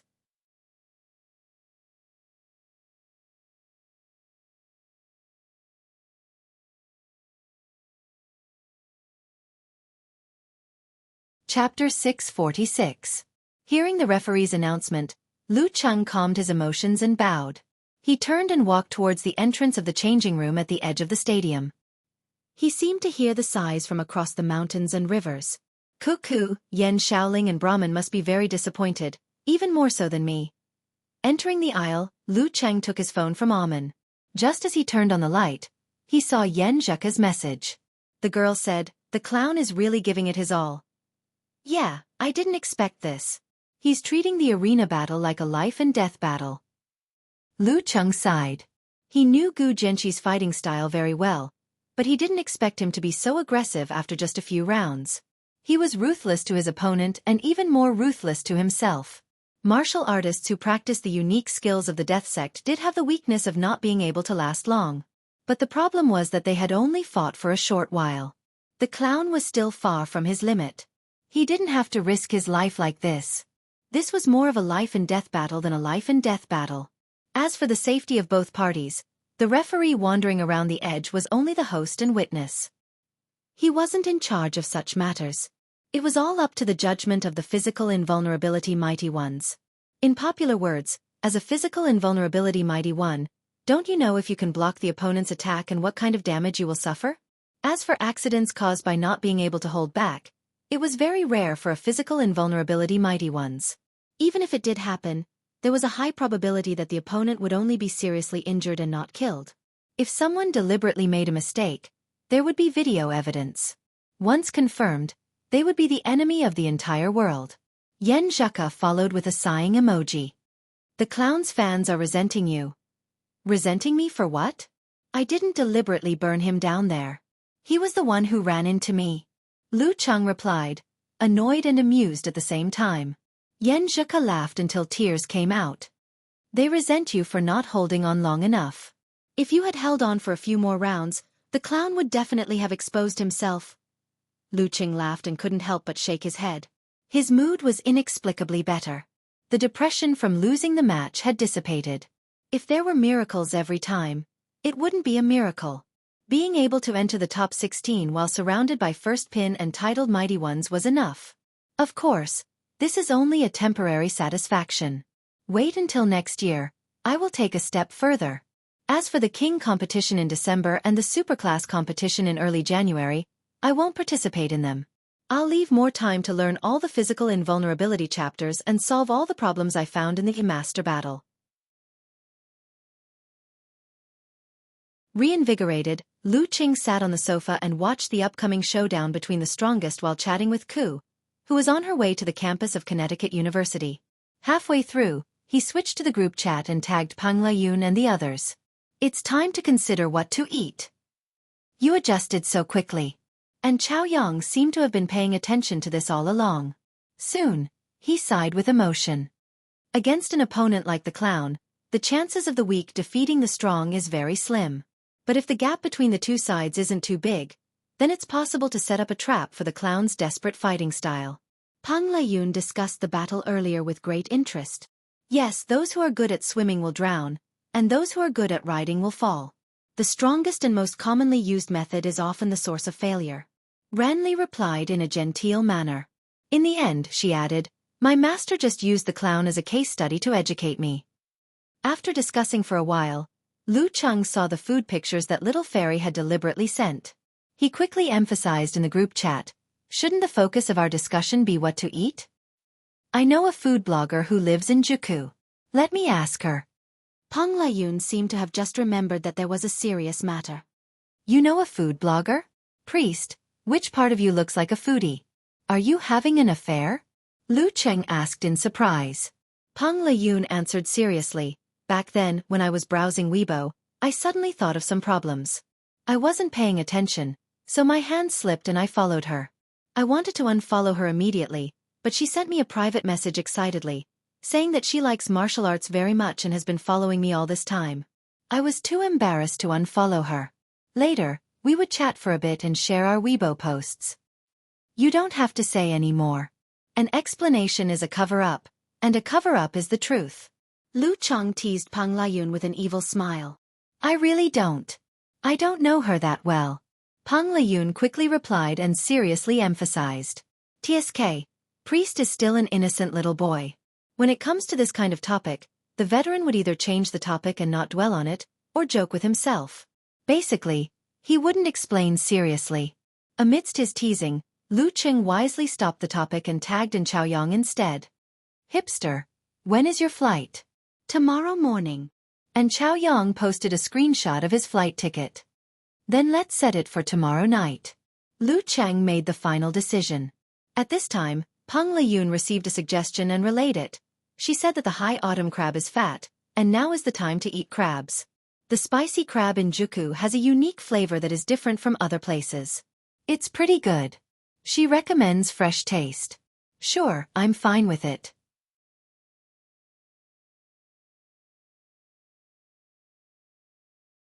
While typing, Lu Cheng recalled the different spicy crab he had eaten. Saliva formed in his mouth. Me too. Ranli didn't have much opinion on food. Oh yeah, there's something. Peng Layun added a dazed expression. When I was asking, I mentioned that we were having a meal together. She wants to join in the fun and broaden her horizons. She said that she's a loyal fan of Lu Cheng and wants to get an autograph and take a picture with her idol. If you guys aren't willing, I'll turn her down. I'm fine with it. You'll be responsible for the person you brought. Lu Cheng smiled rather complacently. He didn't expect that a random person he met would be his fan. This feels pretty good. Then I'd like to see what kind of girl worships Lu Cheng. And Chaoyang replied, amused. You make it sound as if worshipping me is weird. Lu Cheng complained. Ranli emphasized. She has to promise that she won't talk nonsense in the future. After some discussion, the matter was settled. The next day, Lu Cheng woke up early to train and video chat with Yan Zheka. After his afternoon nap, he planned to train for another 3 hours. He turned over and sat up. He wasn't in a hurry to get off the bed because the tent was set up very badly. As a vigorous mighty one with physical invulnerability who hadn't had his wife by his side for more than a month, such reactions and occasional thoughts were normal. Taking a deep breath, he calmed his mind and controlled his body. Very quickly, Lu Cheng returned to normal. He changed his clothes and headed to the training room attached to the hotel. At 6:30 p.m., he asked Amen to book a car. He arrived at Epine fresh and found a private room. Pushing the door open, he immediately saw a fresh beauty with medium-long straight hair wearing a thin white sweater and Pang Layun, who was staring blankly at the girl beside him. Obviously, there's no adultery. Lu Cheng was slightly disappointed. The beauty with light makeup, clear eyes, and pink lips stood up. She extended her hand with a smile. I'm Peng Shi, your loyal fan. I like the miracles you've been creating. I like your struggle and perseverance. Her breasts were very impressive. When she stood up, she even trembled a little. Lu Qing didn't look sideways. He extended his right hand and lightly bumped it with Peng Shi. He smiled and said, "My pleasure." At this moment, Ran Li and An Chaoyang came in from outside. Peng Shi introduced herself again. At the end, she said self-deprecatingly, "I didn't expect you guys to be so close in private. When I heard about it, I was very curious. Plus, my idol is here, so I shamelessly came to get a free meal. I hope you guys don't mind. I won't tell anyone about what we talked about today." Girls who like to make fun of themselves were never annoying. And Chaoyang nodded in agreement. Renli glanced at Peng Shi's breasts, then retracted her gaze. She looked a little lost. Then, she sat in the seat furthest away from Peng Shi. After ordering spicy crabs, steamed hairy crabs, and many other signature dishes, Peng Shi took the initiative to start a conversation. She smiled and said, "I was browsing Weibo and saw a reporter suggesting to hold a Heavenly Sun competition for you guys, Wisdom King, and Living Buddha to choose the strongest Heavenly Sun. I feel that this is a provocation. What do you guys think?" "Not interesting." Ran Li shook her head. "I feel that our opponents aren't limited to such a small area. There's no point in talking about a Heavenly Sun competition when you're a physical invulnerability expert. If you're capable, you should get the title. My opponents aren't just Wisdom King, Living Buddha, and Priest. There's also the Clown, Spear King, Dongbaxian, Taoist Sword, Warrior Sage, Dragon King, and many other mighty ones." "That's right." Peng Layun came back to his senses and nodded in agreement. And Chaoyang smiled bitterly. "I feel like I don't have the right to speak." As they chatted, the dishes were laid out. The steamer basket with the hairy crabs was also served. Peng Shi picked one up, dissected it skillfully, and divided it into different parts. She passed it to Peng Layun. "Try it. Although it's not a local specialty, it's not bad." "Thank you," Peng Layun replied politely. Then, Peng Shi dissected another one and passed it to An Chaoyang. "Thank you. The taste is quite authentic." And Chaoyang, who was in Huahai, smiled. After that, Peng Shi picked up another hairy crab and dissected it skillfully. Then, she placed it on Lu Cheng's plate. "My idol, try it." She smiled like a flower. Lu Cheng glanced at the crab on the plate and smiled subconsciously. "Thank you. You peeled it really well." After saying that, he suddenly froze. He felt that this sentence and this scene were very familiar. In an instant, bits and pieces came back to him. He remembered the scene from back then. Back then, Cuckoo was peeling the crab for him and teaching him the Yen Shi routine. Not bad. It's quite delicious. Wrong answer. 0 points. You should say, "You peeled it really well." That's the correct answer. The past was vivid in his mind. Every word entered his ears. For a moment, Lu Cheng was in a daze like Peng Layun. Hearing his answer, Peng Shi was stunned for a moment. Then she smiled and said, "You're a little different from what I thought. One look and you can tell that he's the type that knows how to please girls." Lu Cheng collected his thoughts, smiled and shook his head. He focused on eating the crab. Peng Shi peeled one for Ran Li. Ran Li politely picked up the intact hairy crab in the steamer basket and threw it into the air. When the crab fell, Ran Li raised her finger and rapped it with a breeze. Whoosh whoosh whoosh. The crab shell fell piece by piece. The white crab meat and attractive crab roe flew out and fell on Peng Shi's plate, piled up neatly. "I'm not very good at peeling crabs. That's all I can do." Ran Li picked up the napkin and wiped her fingers. Well, courtesy demands reciprocity. Peng Shi was a little dumbfounded. After a long time she smiled and said, "I want to shout, 'Coach, I want to learn martial arts.'" after filling their stomachs, it was late at night. Peng Shi started the car and proposed to send Lu Cheng and the others back to the hotel one by one. My assistant is already here, Lu Cheng said perfunctorily. Peng Liyun and the others also politely refused. After everyone left, he put his hands in his pockets and wore glasses. He strolled on the road full of fallen leaves. After walking for a while, he remembered to take a taxi back. You're tuning in to the Xiaofan's Wuxia Tales YouTube channel. Don't forget to subscribe and join us on this journey to catch the most captivating stories.